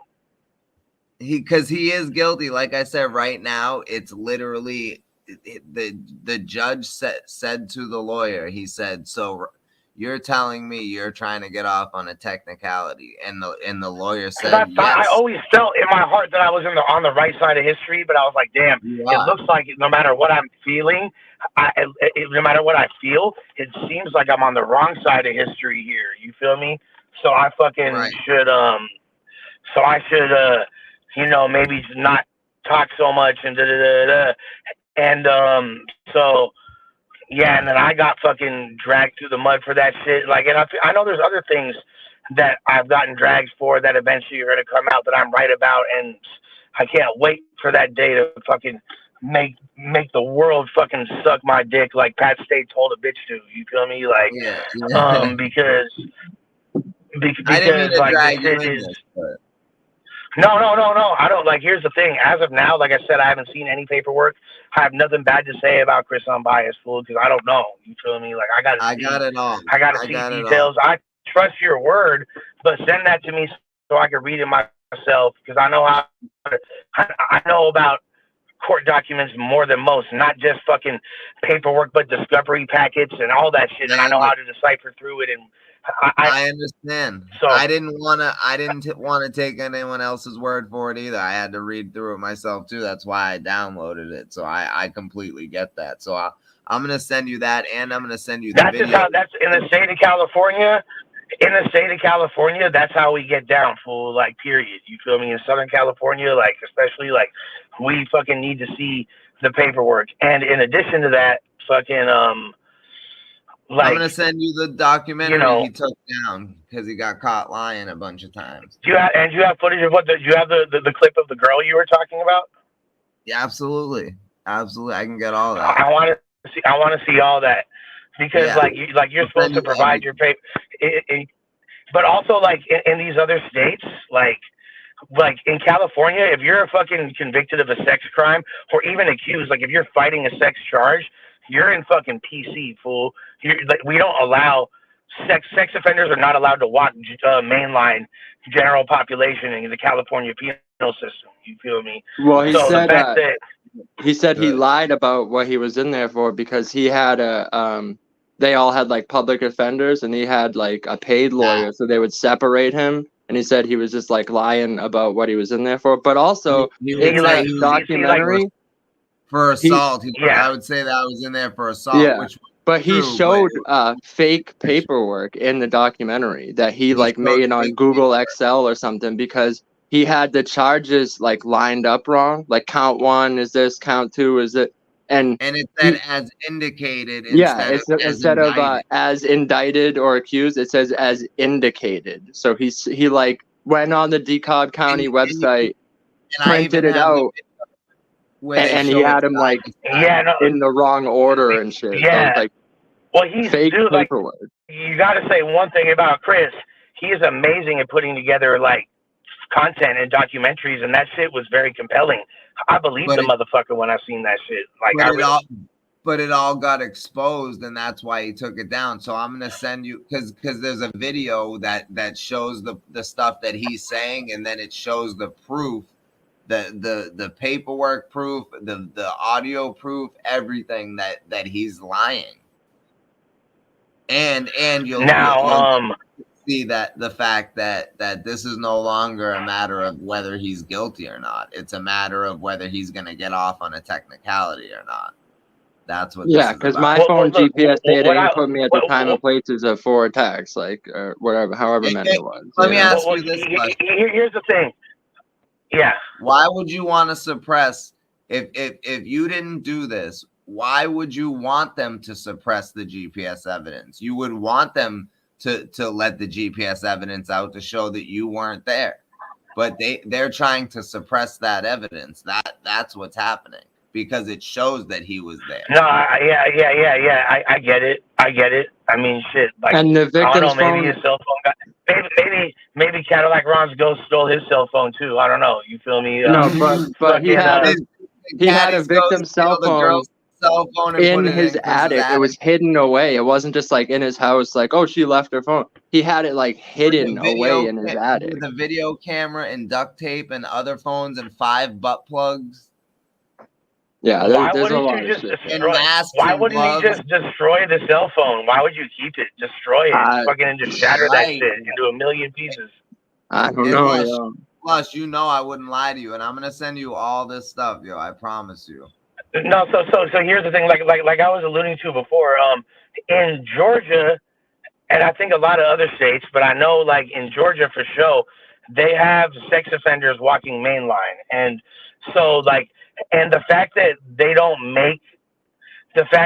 in Georgia and places like that, they don't make you fucking, like the other inmates don't make you show paperwork. I guess that's how they get down out there. That's weird, because in California, you have to fucking show your shit, fool. Like if you're like running a specific program, like, but I know we have like the strictest as far as like politics and like, like gangs and you feel race gangs and all that shit. Like California's like nowhere else when it comes to that shit. So, but there is some integrity in having to provide your paperwork. And if you're a fucking sex offender, you'll get fucking rolled up off the yard. Like they'll tell the COs, like, he needs to get rolled up or he's gonna get fucking laid down. So you're not gonna. And that's the other thing. There's some other shit that he's said too that I'm gonna send you. That's gonna make you like really just look at him sideways. But you don't even have to see that stuff to know that he's guilty. But like he said. Now, I say all that to say, regardless of all that, I fuck with DME Detroit heavy, and I think he's a cool ass dude and hilarious and an underrated presence in battle rap. So DME Detroit is good money with me. Chris Petty is good money with me. I don't know why he is going so hard for Chris. I know they're friends. You feel me? Like, but like. I don't know, because like if one of my friends, like I I've had homies catch some bad charges, and then I stopped fucking with them. I'll never talk to you again. You feel me? Once you, so Right. I don't. That's what I'm saying. So I can't, like, I don't know what Chris is reasoning or what he knows that I don't, but I still have nothing bad to say about Chris Petty. Whatever him and DME Detroit got going on, that's between them. I fuck with both of them, and you feel me? And motherfuckers can't put me in the middle of that shit because my name ain't Paul. That's between y'all. You feel me? No. I say that all the time, bro. We just wanted your opinion, but my whole thing is I don't like that Chris Petty goes up there and defends Chris Unbiased. And the stuff he's saying, you can tell that he clearly hasn't read any of the paperwork. He hasn't watched any of the videos. Like, he's still saying. And maybe it's because I know Chris's heart and I know his loyalty, and I'm pretty sure if that's what it is, really what you're saying, that he probably don't want to read the paperwork because he don't want to see the truth. And that's what I said. I said, yeah, but at that point, it's like if you're just being ignorant, then maybe you shouldn't be like so outwardly spoken and misinformed at the same time. Like, right. That's how I feel. Like, yeah, I don't talk about Unbiased a lot, but it's like, at least I read the paperwork and I have my own opinion. I don't, I'm not on some crusade one way or the other. Yes, I believe he's guilty and I would love to see that happen in court, but I don't understand defending someone so much with the wrong information, basically. Right. That's and it's crazy because after Unbiased came home, and I feel you on that pick, but once after that fool came home, shortly thereafter, I was hosting the KOTD S1 in Atlanta, and I invited him to pull up, Chris Unbiased, and he did pull up, and I had him on the stream for a second, you know what I mean? And like, a lot of people were tripping, like, yo, what the fuck, you got this? Like, this fool, da-da-da. It's like he's like the most polarizing figure in all of battle rap, but like so many battle rap fans are like lame fucking weirdos nowadays that like defend really weird shit and like selectively politic. Because I'll tell you what, if I got accused of these same crimes, they would have buried me, and there would be no coming back. Oh, 100%, and they wouldn't even need the proof that they have for Chris. There wouldn't be need. They wouldn't need it. All they would need is an accusation. But lucky for me, I've never even had anyone allude to that to me because it's simply never happened, bro. And I'm like solid. And I'm very happy with my girlfriend. And on a side note, so shout out to my girlfriend. Like if you don't, I don't put myself in situations like that. And me, social, we've never been accused and done wild like that by one person. Never mind multiple that didn't know each other. So. Never. No. That's what I'll even take it a step further. Like there ain't even no bitches out there running around saying like, oh my god, this fool Lush one wanted to fuck and he was so creepy and he tried to holler at me and like I totally rejected that fool because I don't do that. I let a bitch choose up on a player. You feel me? I might tell you you're cute, I like you, what's happening, but I riz a bitch up by fucking just being myself. And she finna choose, or else she don't like me. Because I've always realized from a young ass age that if a girl like you, she gonna let you know, bro. Like you gonna know. You feel me? Like we grown, bro. This ain't fucking 7th grade no more. If a girl like you, she gonna tell you, bro. Yeah, I don't even put energy in. If I feel a chick ain't feeling me, I'm not. That's it. I ain't putting any energy into a bitch that ain't into me. So yeah, like you said, it's like. I ain't even like trying to make some move. It's like if the green light ain't there, like I'm good, bro. So I don't get it. Yeah. I'll move off of all of that.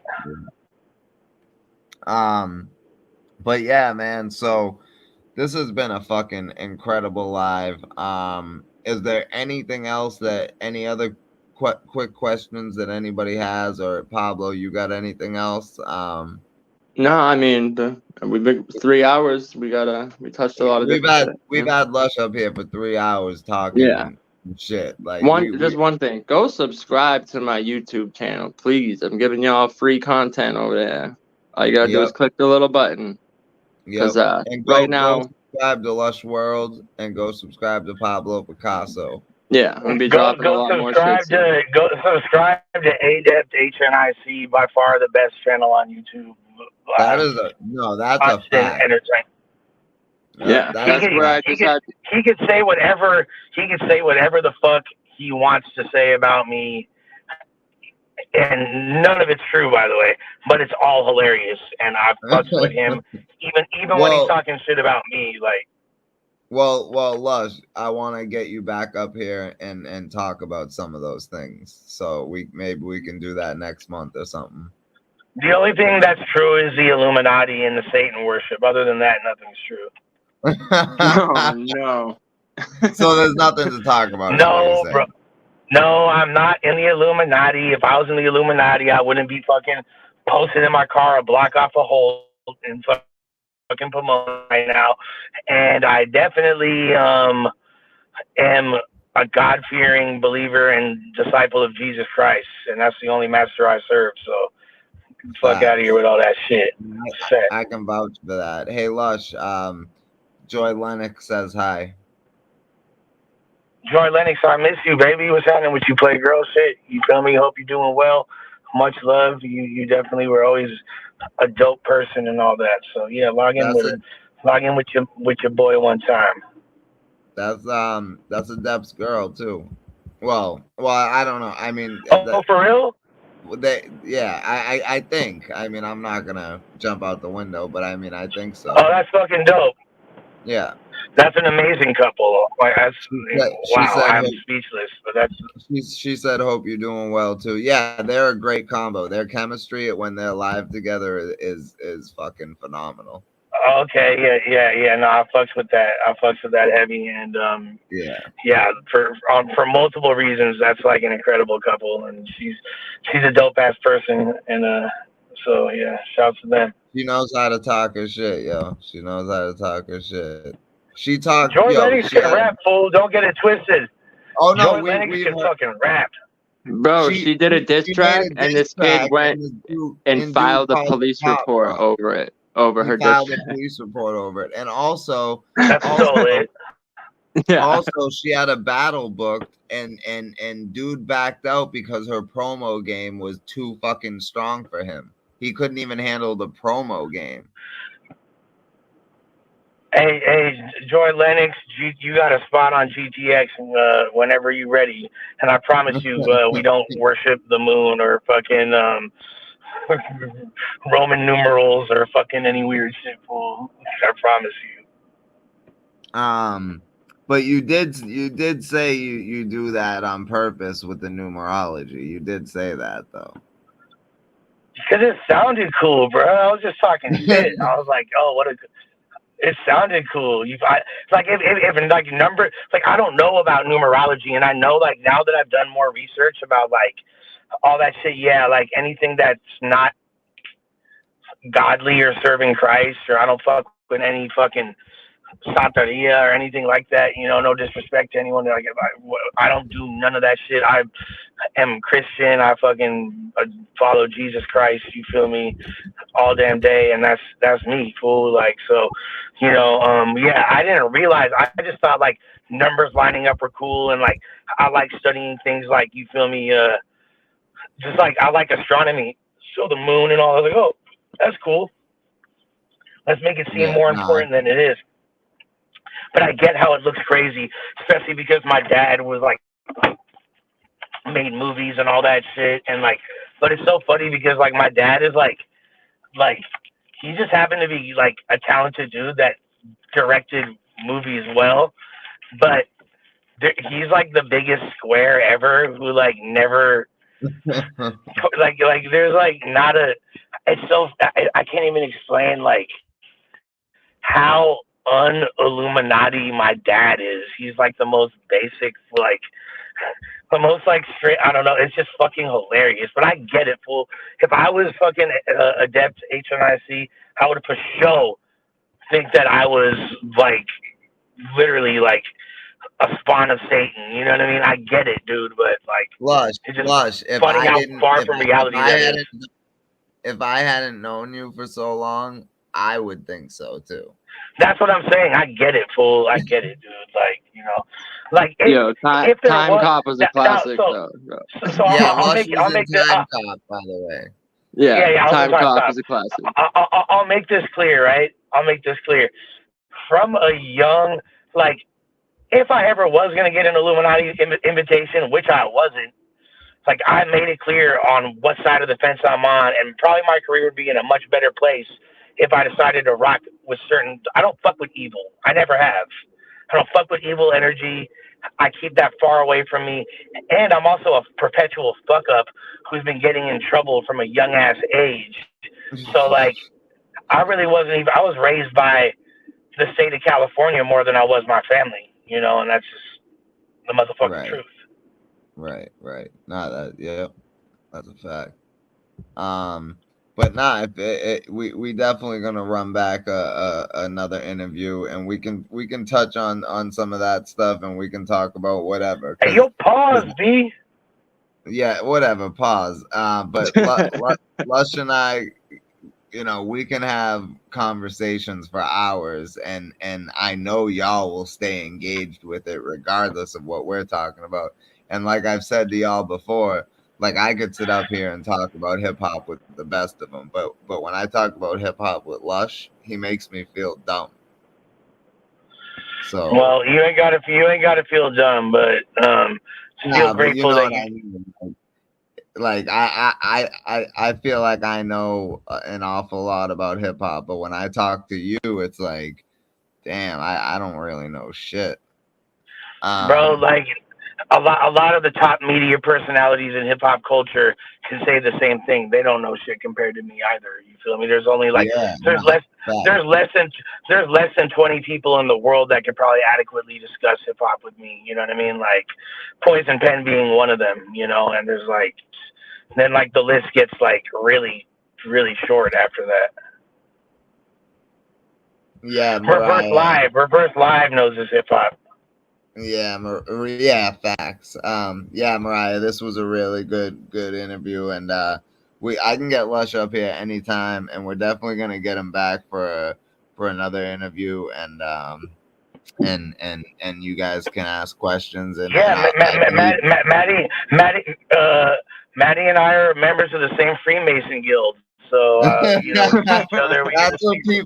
That's what people are starting to say, yo. That I'm a Satanist now too. So it's. Oh yeah, clearly. Clearly, the fucking the Irish Catholic kid from Boston. Yeah, he's a real. Yeah. That's news to me. I've known Social for 20 years. He still comes to my crib and 25. Fucking, yeah, 25. That's news to me. If either one of y'all was satanic, it'd be Pablo for sure. What? I resent that statement. I resemble that statement. I resemble that statement. No, I was never baptized, though. I say that and die laughing. Oh, dude, you're going to hell. Yeah, probably. He says that and die laughing. He says. Well, because my mom was, she was. What the fuck is it? The people that come knocking door to door, Jehovah's Witness. They caught my mom slipping one time because my dad was always at work and shit. And, you know, she was at home trying to take care of the kids by herself. So they slowly got her into that shit. So, and they believe that, you know, you shouldn't baptize your kids when they're young. That's something they should do when they're older. Them motherfuckers don't even give birthday presents, fool. They're fucked up. Yeah, fool. fact. So she was like getting into that for a while until the whole thing was like, okay, now it's your turn to go door to door. And her whole thing was like, listen, like, if I believe something, that's like my thing. Like, why do I have to go knock door to door and announce it to everyone? And that's kind of what turned her off to it. So she stopped fucking with them. But it's basically the reason that I was never baptized back then. But you know, right. Yeah. But no, we're not Satanists over here. No. Fuck no. Jehovah's Witness, bro. Y'all fools.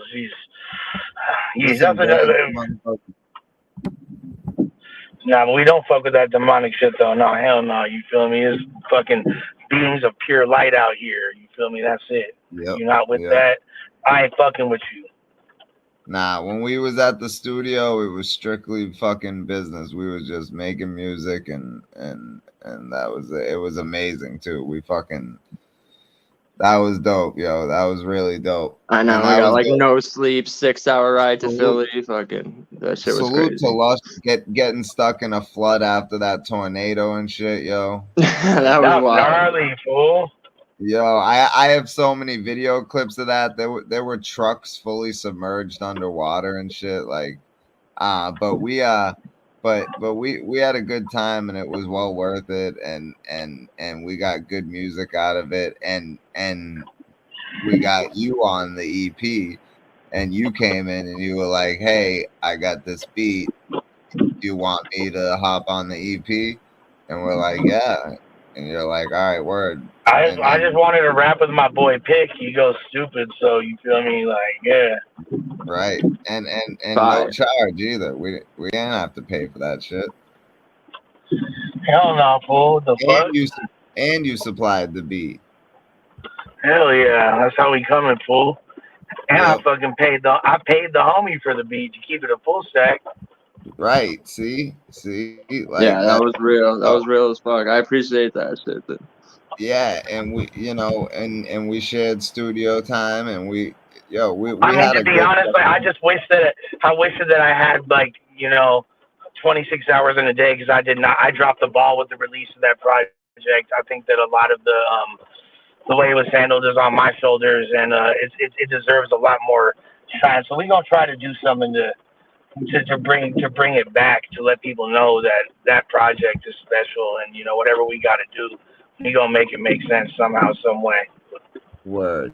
Yeah, I've been lacking my promo game and shit too, but I just had my first battle in like 2 years, and that's why I've been releasing more content. Gonna get my own recording shit again, so we're going full speed with the music shit. So. Well, I just had like the whole like going bankrupt thing happen, and then the whole fucking wanting to unalive myself thing happening, and then the No Jumper shit, and then the ensuing mayhem that happened in its wake, and then the falling in love thing, and then it's just been and then before that my fucking bitch ripped my fucking my ex bitch ripped my fucking heart out my chest, threw it on the ground, and crip walked on that shit. You feel me? So like, it's just, we don't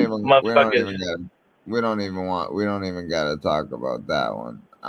But people wanted to ask me about the No Jumper situation, and I don't think there's much to talk about. I feel like everything's already been said. But we can talk about. Well, just know that, you feel me, I got my own podcast with the homies, Mad Deep. Go to subscribe to Mad Deep. Subscribe to Lush World. I'm on Geechee Gotti's No Studio and podcast every week as well. Every Thursday, me, Craig, and Geechee Gotti. So, that's where you can find me. And, you might see me on some other platforms soon as well. Yeah, and like Lush was just saying, man, he's been going through some shit, and he's coming out on top, and we're gonna keep it pushing, and we're gonna make it happen. I'm on top like missionary position, fool. Watch, it's about to be your biz app. Nah, I believe it, yo. Lush, yo, I believe it, yo. I believe it. I've seen. Show you my powers. Nah, that's an inside joke over here. But nah, I've seen it. I've seen you do your magic, and I've seen what you did with Grind Time and shit. So, and I have 100% faith in your.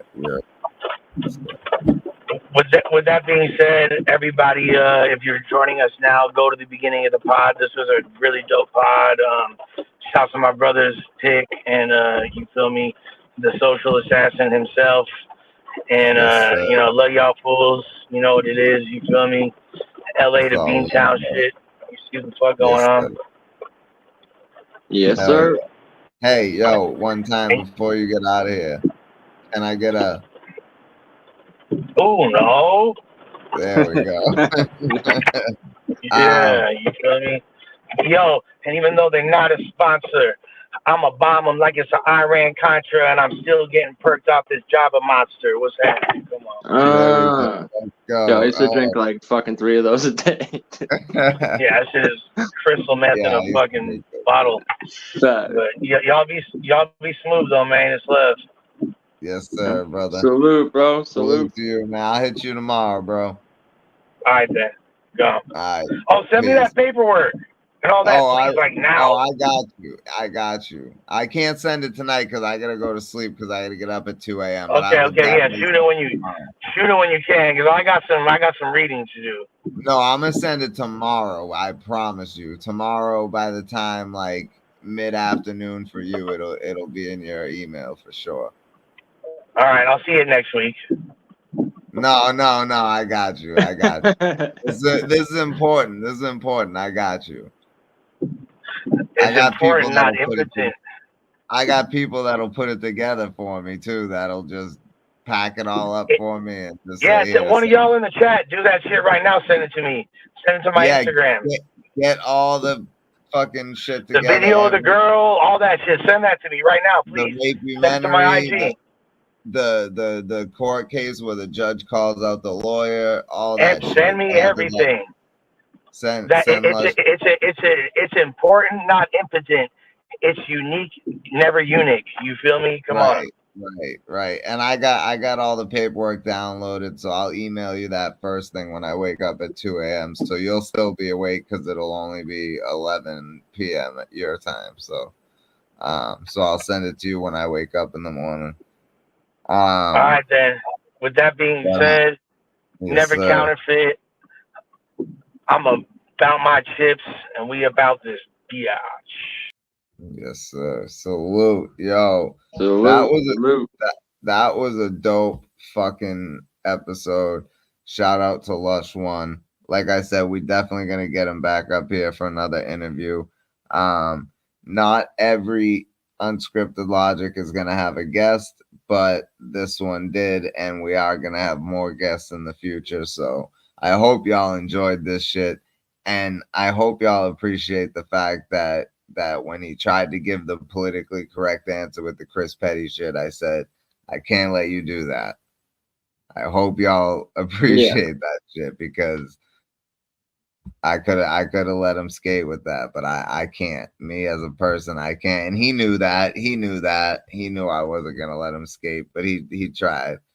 He tried. It's all good. Yeah, I mean, we get it, like, because I feel like he's like, oh fuck, someone's gonna clip this up and send it to other people or right, something. because he didn't know about the Chris shit at that point. So but nah, it's all good. But I hope y'all enjoyed it, man. If y'all feel so inclined to hit the Cash App, it's $Social Assassin 47.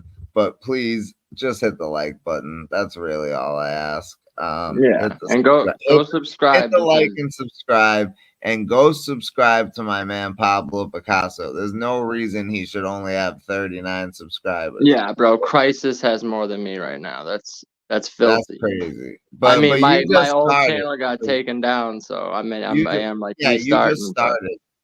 But still, I've been giving y'all a lot of free, I mean, even the clip battle, that was the only 3-round battle on the card. I did that for y'all. We've been doing Unscripted Logics every week. I made the theme song. I've been dropping like a song a day for the past week, taking requests. But I think a lot of people who are in here right now definitely I haven't, because I'm not on YouTube right now. I'm sure it went up since then. But I didn't get a chance to play that.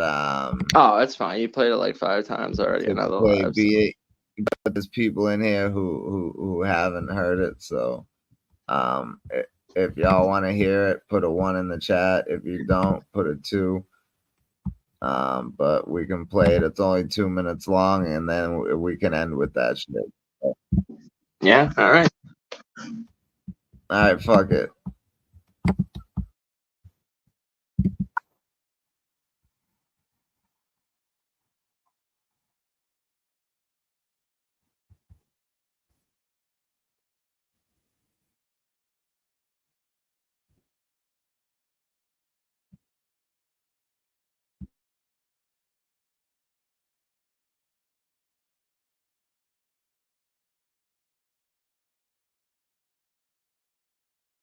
Just turn it up if you can a little bit, because last time you played it was a little quiet.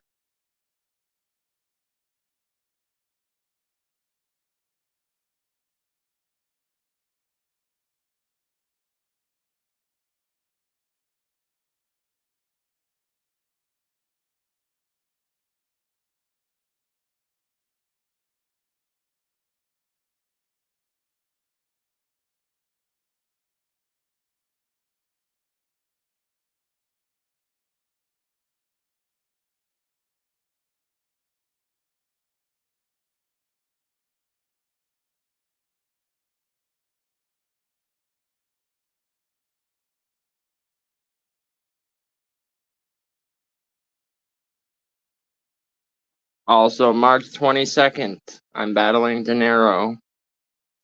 And I got some fire for that already. So I promise you're not going to want to miss that one.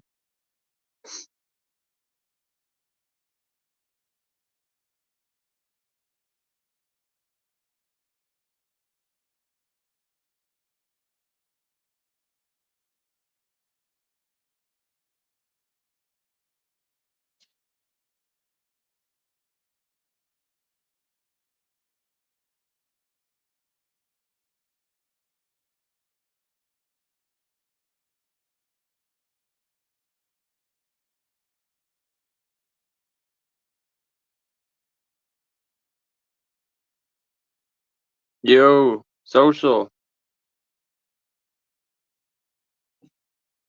Yo, up?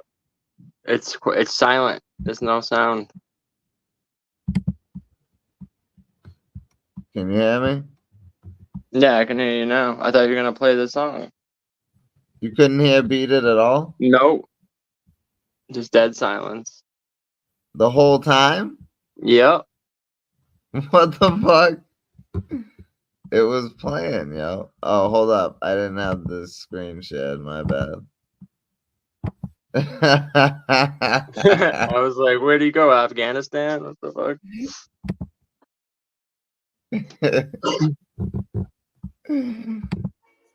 Showing how funky, strong as shut like the.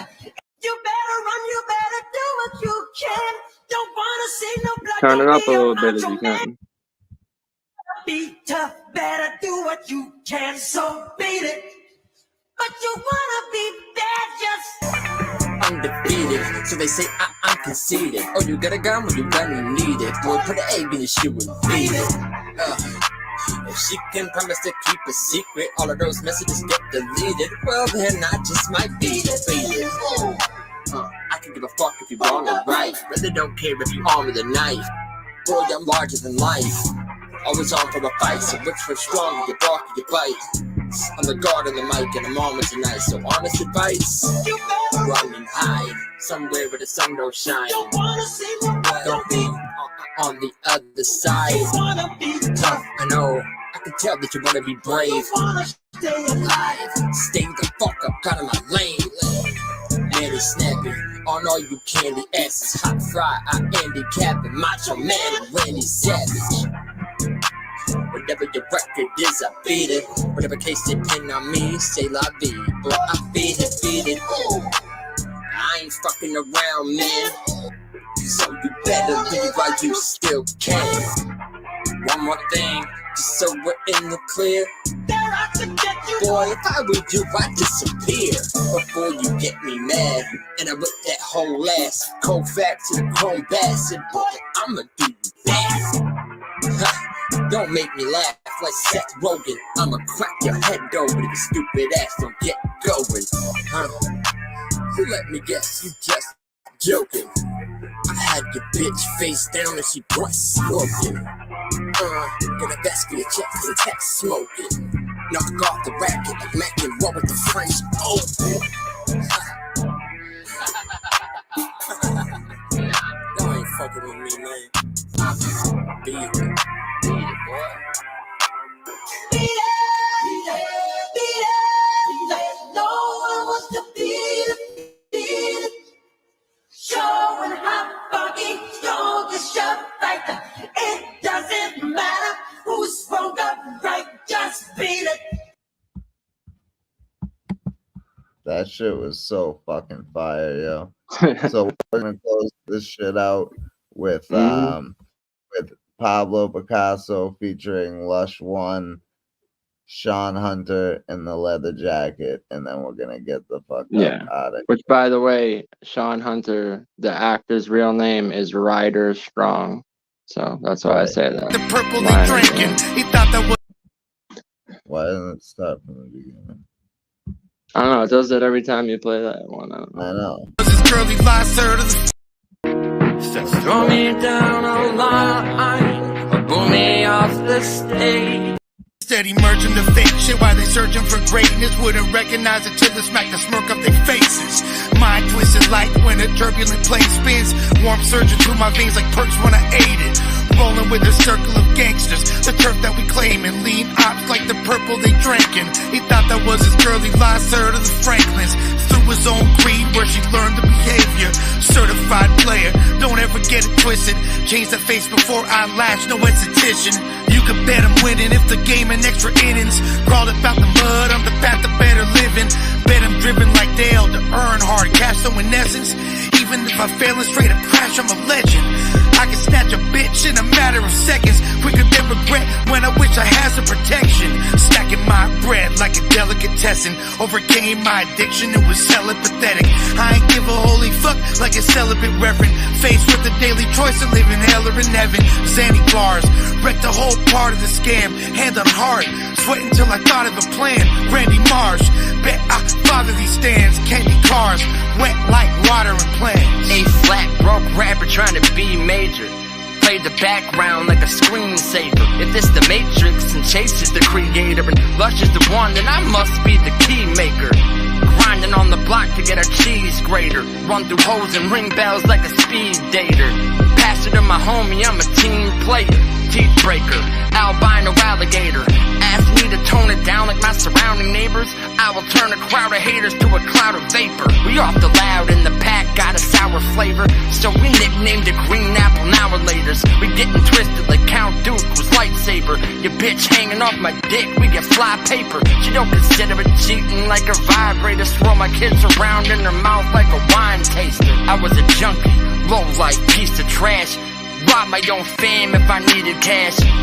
I just wouldn't stop like an easy pass, chasing hit after hit like Fleetwood Mac. Ex-addict, took the game like it was just practice. This ain't a drill, I catch fire like the West Atlas.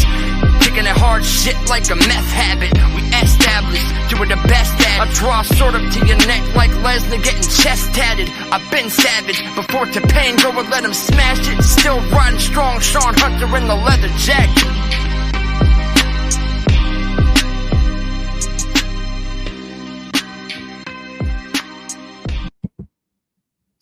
So Dom or anybody else who's interested, that's on the Pablo Picasso Imitating Life EP. I will post the links to his music on my community tab in the morning, so you can find it there. But you can find it on Apple Music or Spotify or any other streaming platform. Just Pablo Picasso. Just make sure you don't forget the K. And you usually do have to type in Imitating Life because he's such a new artist and he only has 5 songs. So you got to type in Pablo Picasso Imitating Life, but it will pop up. And yeah, so I will post that on my community tab in the morning. So salute to y'all. Pablo, let them know where they can find you, yo. Everybody knows. Somebody post one more time Pablo's YouTube link in the chat, please. Yeah, mainly that's it. I mean, just that's it. He just wants you to subscribe to his YouTube channel. Yeah, I'm not asking for cash apps. Just subscribe. That's right. So, and please, everybody, go hit the like button on your way out and subscribe if you're not. I'm sure everybody in here is, but yeah, man, salute to all y'all. Appreciate y'all being in here. This was an amazing conversation. I hope y'all enjoyed it. Have a great night. There it is. Thank you, Dom. Everybody go click this right now and go subscribe to Pablo Picasso. Please, it'll take you 2 seconds and you won't regret it. I promise you that. All right, we are out of here. Pablo Picasso. Salute, y'all. Salute. Let's go. We out of here. We'll see y'all next Monday, 6 to 9 Eastern Standard Time. Unscripted Logic. We out of here. Peace.